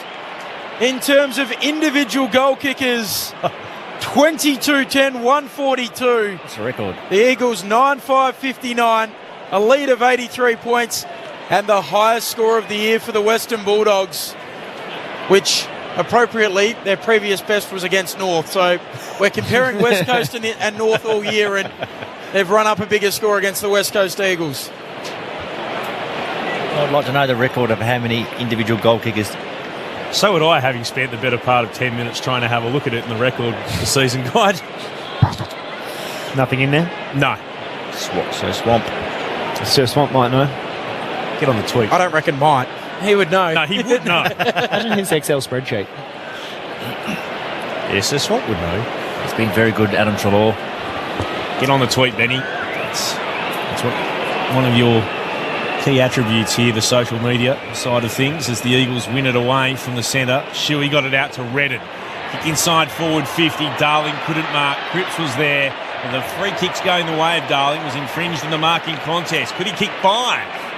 If he does, you'd have half the Eagles total. It's probably just too far out. Maybe just a touch. Just 5 metres probably, I think. He kicked from about 55. Man on the mark in Keith stands on the 50-metre arc. He's about in line with the left-hand behind post here, Jack Darling, so have to travel about 54 or so. He decides he's going to go short and he misses his target. That was disappointing. Cripps led up, couldn't find him, spilled down to Kelly. Kelly snaps to Cripps. What's going to happen here? Has it gone through for a major? They're going to have a discussion here. Winder it was, I beg your pardon. It was Winder who had the snap. They're going to go upstairs.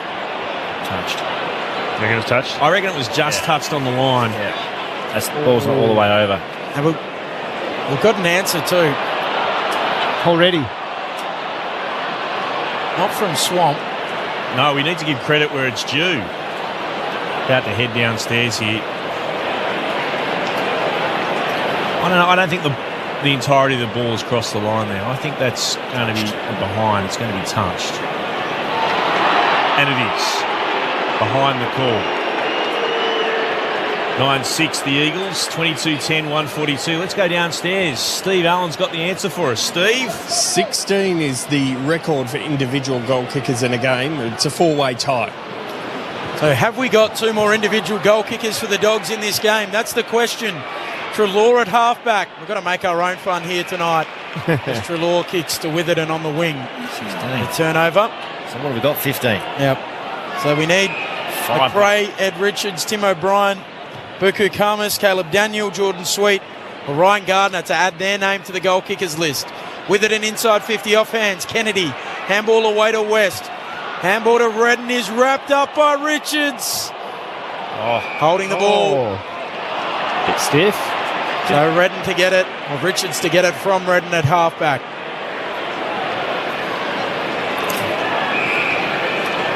They're away, the Bulldogs. Sorry, Ben.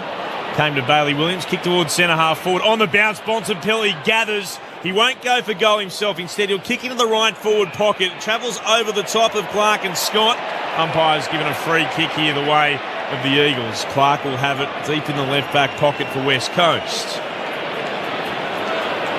Points down towards the southern wing. Clark looking to go short. Finds Hock. Plays on again by a hand to Clark. Goes in the direction of Kennedy. Getting in front of him, O'Brien. He marks, kicks towards Norton. Oh, massive fly from Barris. That would have been spectacular. He couldn't mark it though. Still a massive chance for the Bulldogs. At full forward, gathered by McComb. Gives it on to Norton. He kicks his 4th. What a calmness to have that. Open in the goal squad, Norton. Give it to him. He's got 4, the astronaut. Didn't have to go flying on that occasion. Norton was standing there, and Barras tried the absolute spectacular over the top. Edwards spoiled it down, and then it was to McComb who handed it off. And Norton, who was used as a stepladder, then became another goal kicker. 23-10, 148 to 9-6-60. The lead of the Bulldogs is out to 88 points. Barras had a hang then. Yeah, he got spoiled by his team. Edwards, Norton's ability just to get up, though. Norton just stayed in the contest. Karmas had to kick that. Yeah, he did. Would have been 16. We would have equalled the record. Do they know? Obviously Get the runner out. Send the runner out. Share it round, boys. Bounce back in the middle. Bailey Williams wins the tap. Dunkley out of the middle to Treloar, bursting through. He runs to 50. He wants another. Pulls the trigger. Edwards, clatters into the goalpost. He prevents the goal, and the goalpost is still swaying.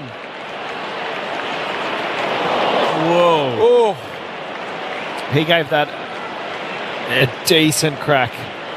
Just let that one go, son. 89 points, the Bulldogs lead. That's Lee Matthews like. Yes. He didn't break it, but goodness me, that collected it.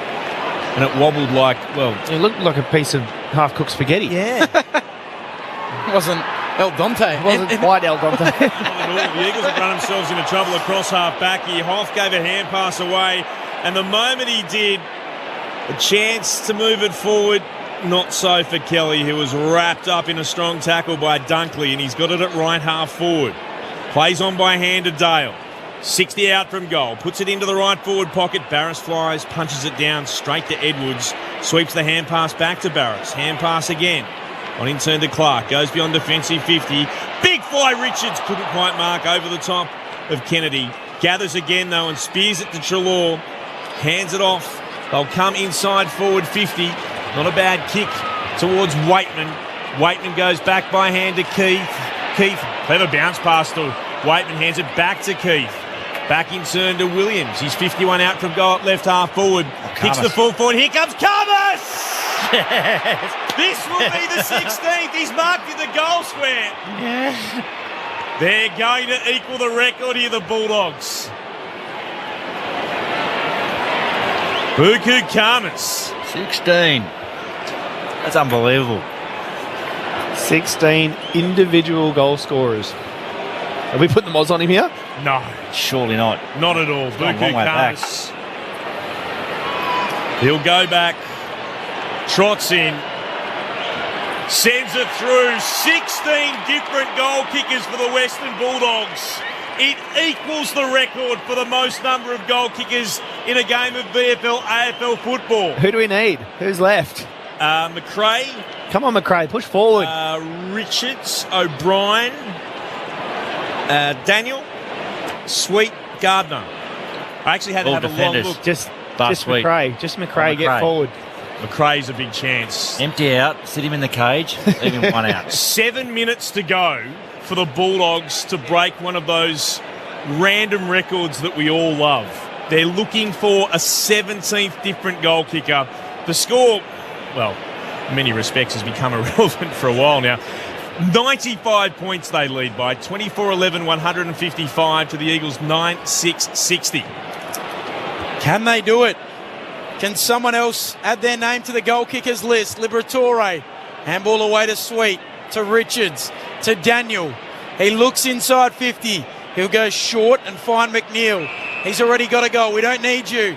He looks towards full forward. Waitman is down there. Nobody able to mark. Down at ground level. Dunkley applies the tackle. Rotherham in the goal square. Snaps across the body. And Duggan is able to mark. He chips it short and finds Winder. 95 points, the Bulldogs' advantage. Can they get it to triple figures? And can they find a 17th goal kicker? There's time for both. The Eagles have it at right half back through Waterman. Kicks towards right half forward. Punched by Petreski-Seaton over the boundary line. It'll be a throw-in.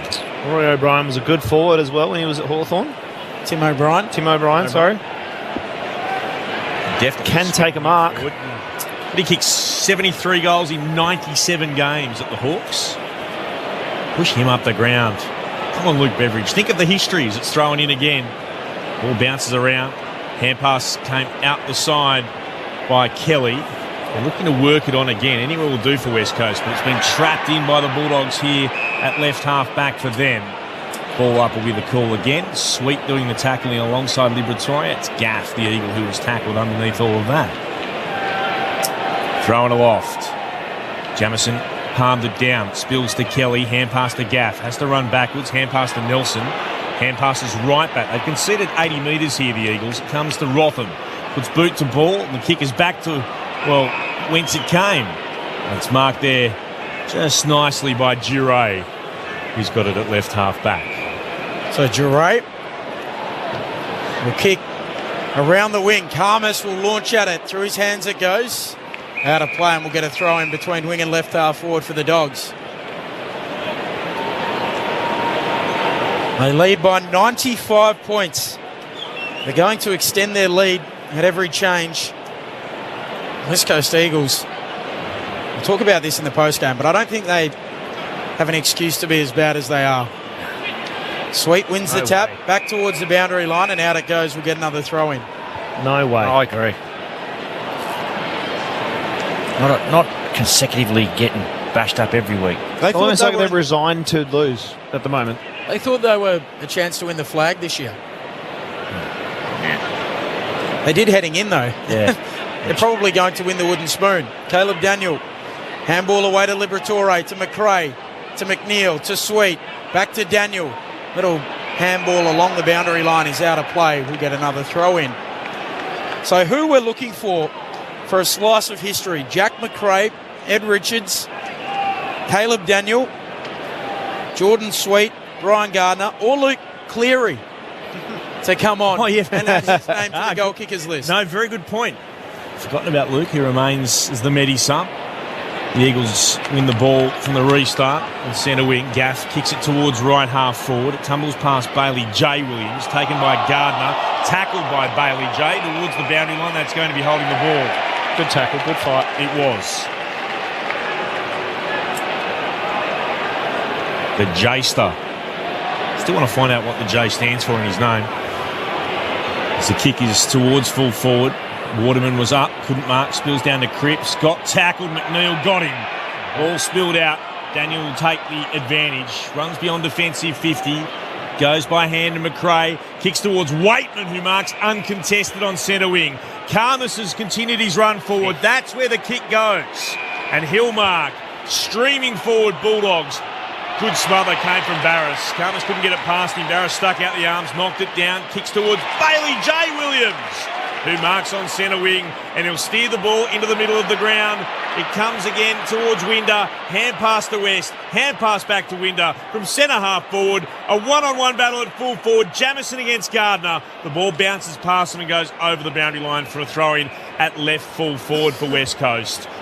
The Bulldogs lead is 95 points. We've gone 28 minutes in the final term. Throwing in the left forward pocket for the Eagles. Bailey J. Williams and Sweet. Sweet slaps it away. Sliding in. Bailey Williams from the Dogs. Could have easily given away a free kick. Gaff down and a little sore. McNeil getting involved. And we'll get a ball up.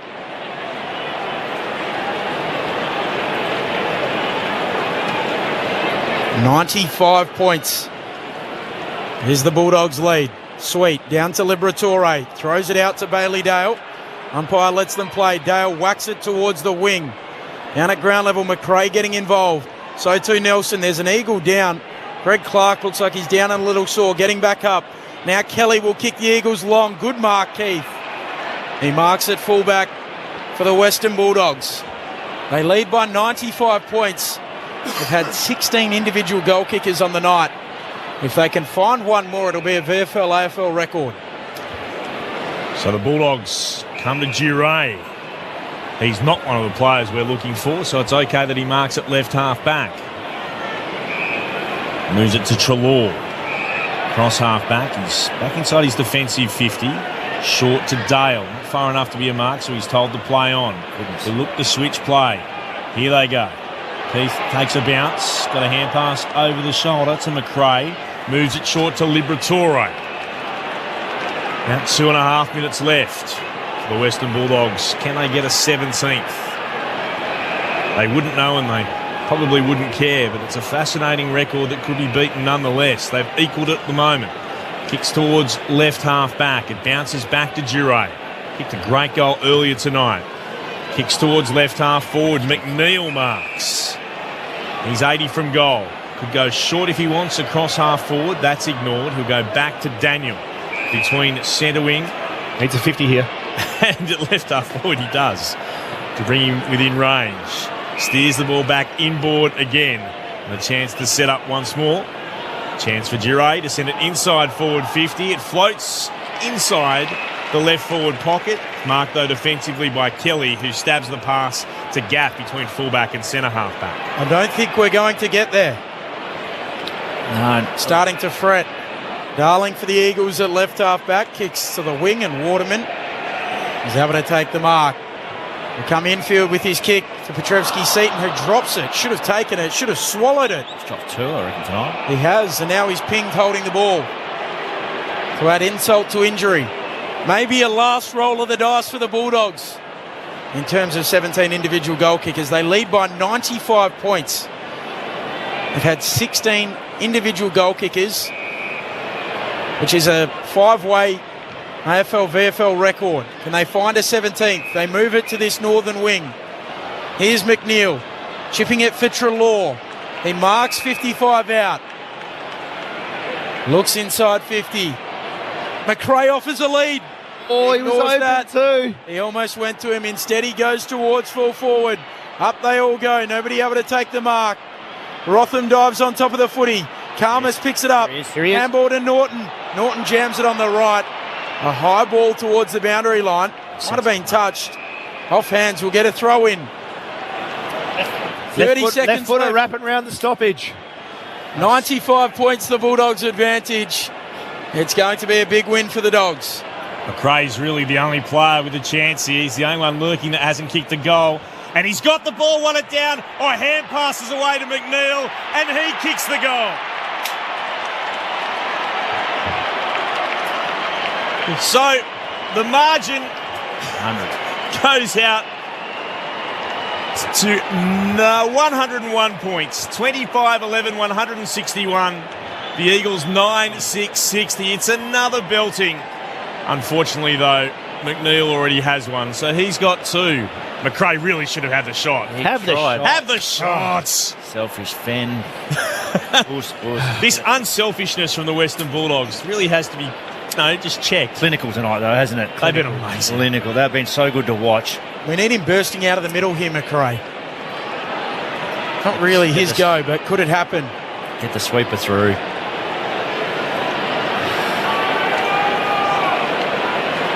They're going to win by the looks by over 100 points. Back in the middle, Kelly with the clearance for the Eagles. Tumbles it towards half forward. Tracking after it, Jure. Picked up there by Bailey Dale. Goes for a run around the southern wing. Kicks just forward of it, looking for Treloar. Handball over his head to McComb. And the dog days continue for the Eagles. The Western Bulldogs come to town and whack them by 101 points, 16 individual goal kickers. We come out smiling, Bulldogs through and through. Bulldogs bite and Bulldogs roar. We give our very best. 'Cause you can't beat the boys of the Bulldog breed. We're the team of the mighty West. It was as comprehensive as you like from the Western Bulldogs. 101 points they won by. They led by 21 at quarter time, by 32 at the half, by 70 at three-quarter time as the Eagles fall to yet another three-digit loss. For the Western Bulldogs, plenty of goals. The multiple goal kickers, Norton, Waitman, Dunkley, West, McNeil, Williams and Keith. Sons of the West, red, white and blue. We come out snarling, Bulldogs through and through. Bulldogs fight and Bulldogs roar. We give our very best. 'Cause you can't beat the boys of the Bulldog breed. We're the team of the mighty West. 'Cause you can't beat the boys of the Bulldog breed. The team of the mighty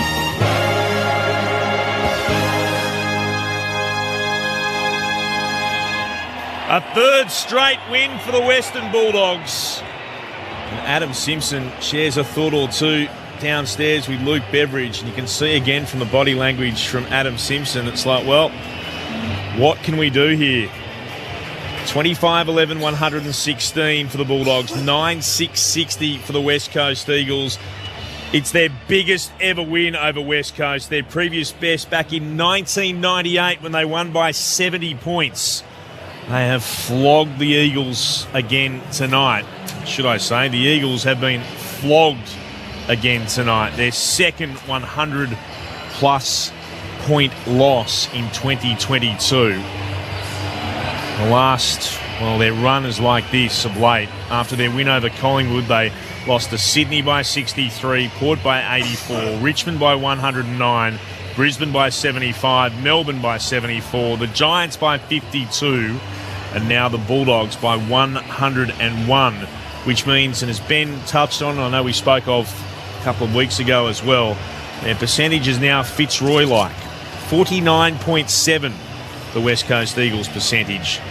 The Bulldogs, well, they should be celebrating. They leap up into the 8 with that win, and their percentage goes from 110.7 to 121.8. And they win their 6th game of the year. They're 6-5 after round 11. To run through all the goal kickers for you, for the Bulldogs, Norton finished with 4, Waitman with 2, Dunkley with 2, West with 2, McNeil, Williams, Keith all with 2. Treloar, Bontempelli, Karmas, English, Duray, Liberatore, McComb, Scott and Dale. Goodness me, 16 different goal kickers for them. While for the West Coast Eagles, Jack Darling kicked 4, Cripps had 1, so too Kennedy, Gaff and Kelly. They're good, the Bulldogs. They were genuinely impressive. But at the same time, the West Coast Eagles, they're just awful. I'm not sure where they go from here, West Coast. And they had a dip.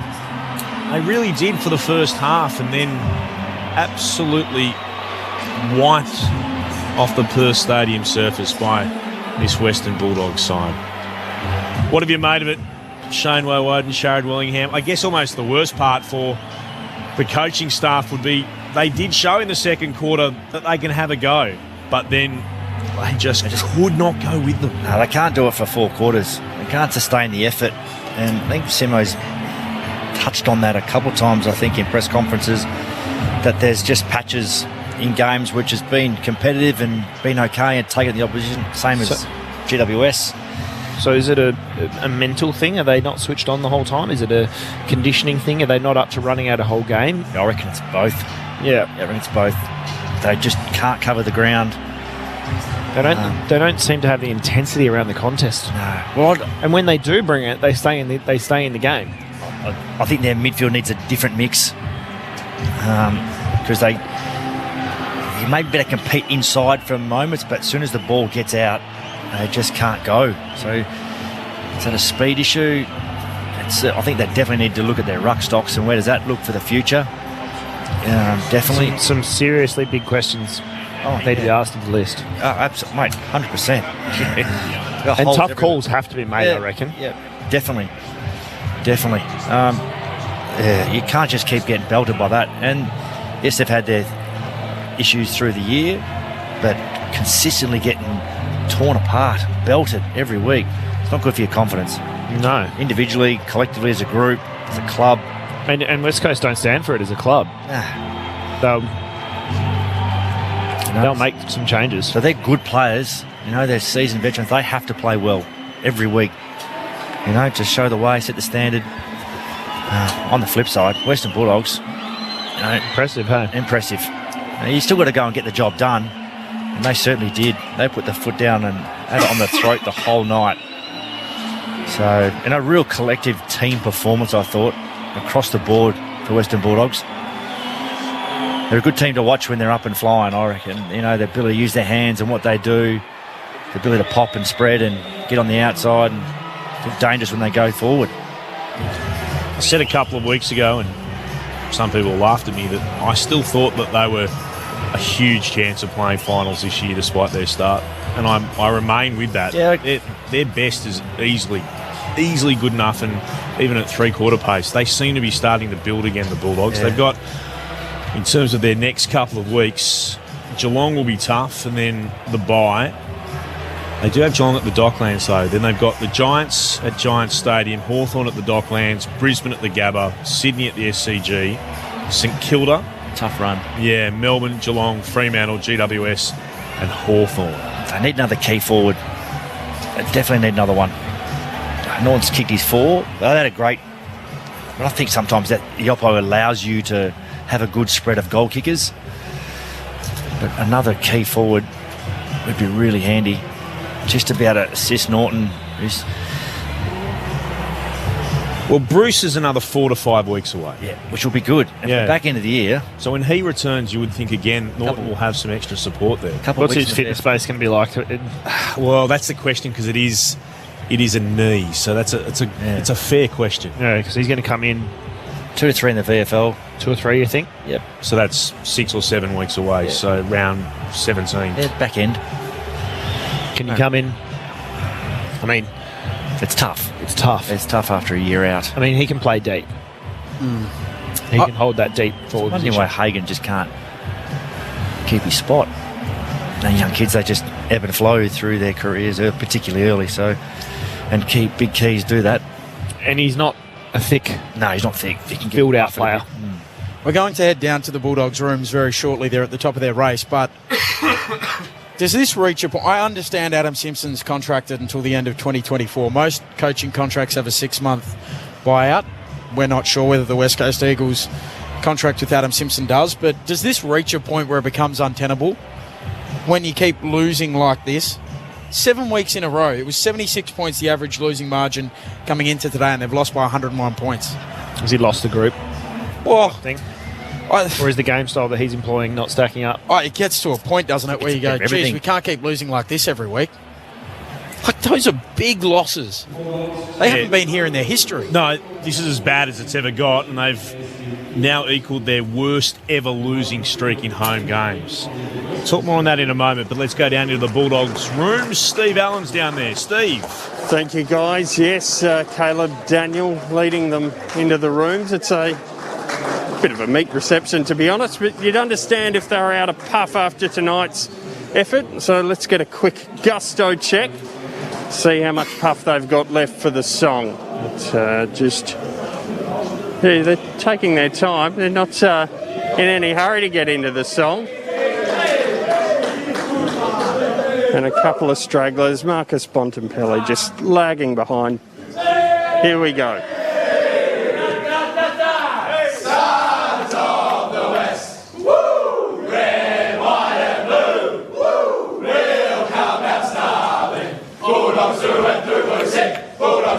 Bulldogs rock, we give our very best. But you can't be the boys of the Bulldog break with the team of the mighty West.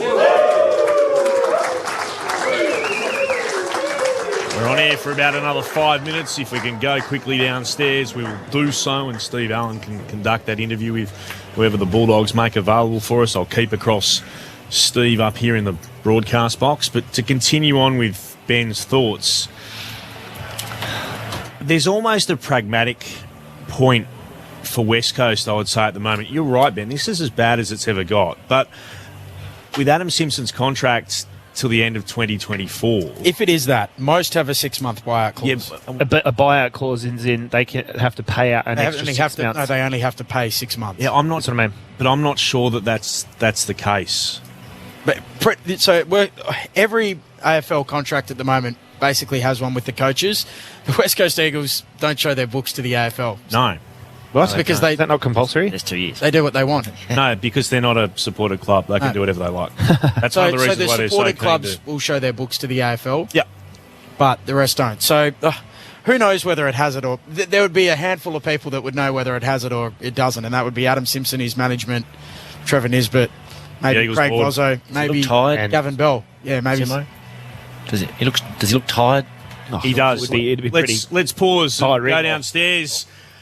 Great to have a chat to this man. The astronaut, he's alongside Steve Allen. Steve. Aaron, terrific win tonight. You looked pretty easy in the end. Yeah, I mean, you got to pay respect at the start against those guys, and a strong start really set us up well, and then to be able to put that margin on by the end of the game, it was really good.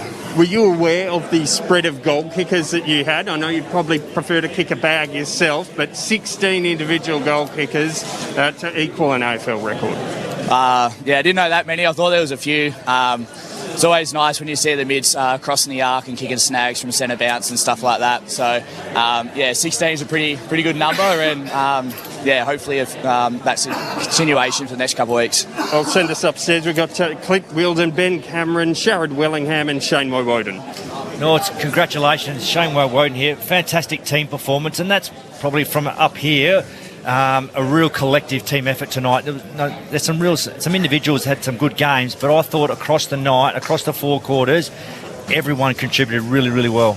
Yeah, definitely. I think as a football team this year, and most years, that's what we strive for. And a little bit inconsistent at the start of the year, but I think we're starting to get that equal contribution from everyone across the team. So, a strong win tonight, and everyone's happy.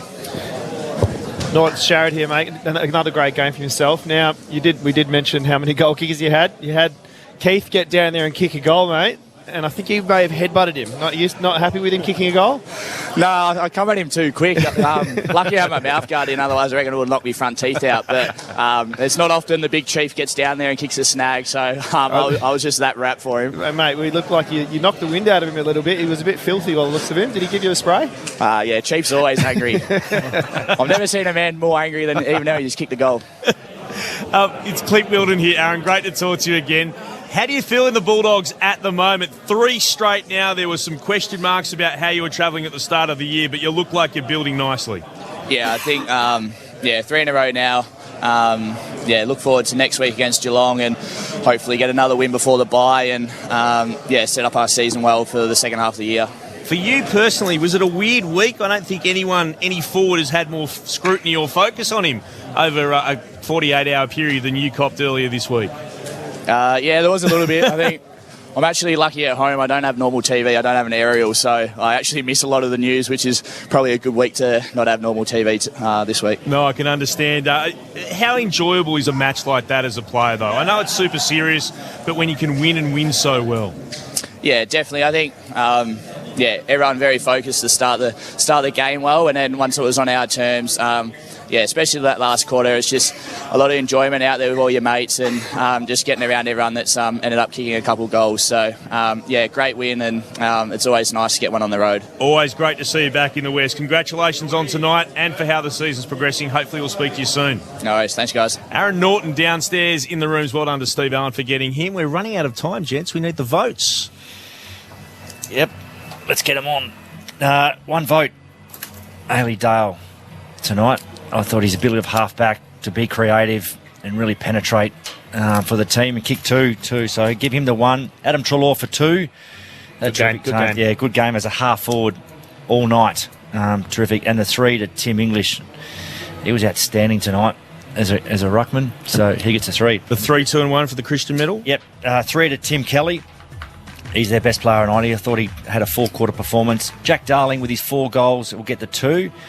And I thought Brady Hoff for his abilities. He's young in terms of his career, and he's contributed well. So the Bulldogs beat the Eagles by 101 points, while in Darwin it was the Suns over the Hawks by 67. Thank you.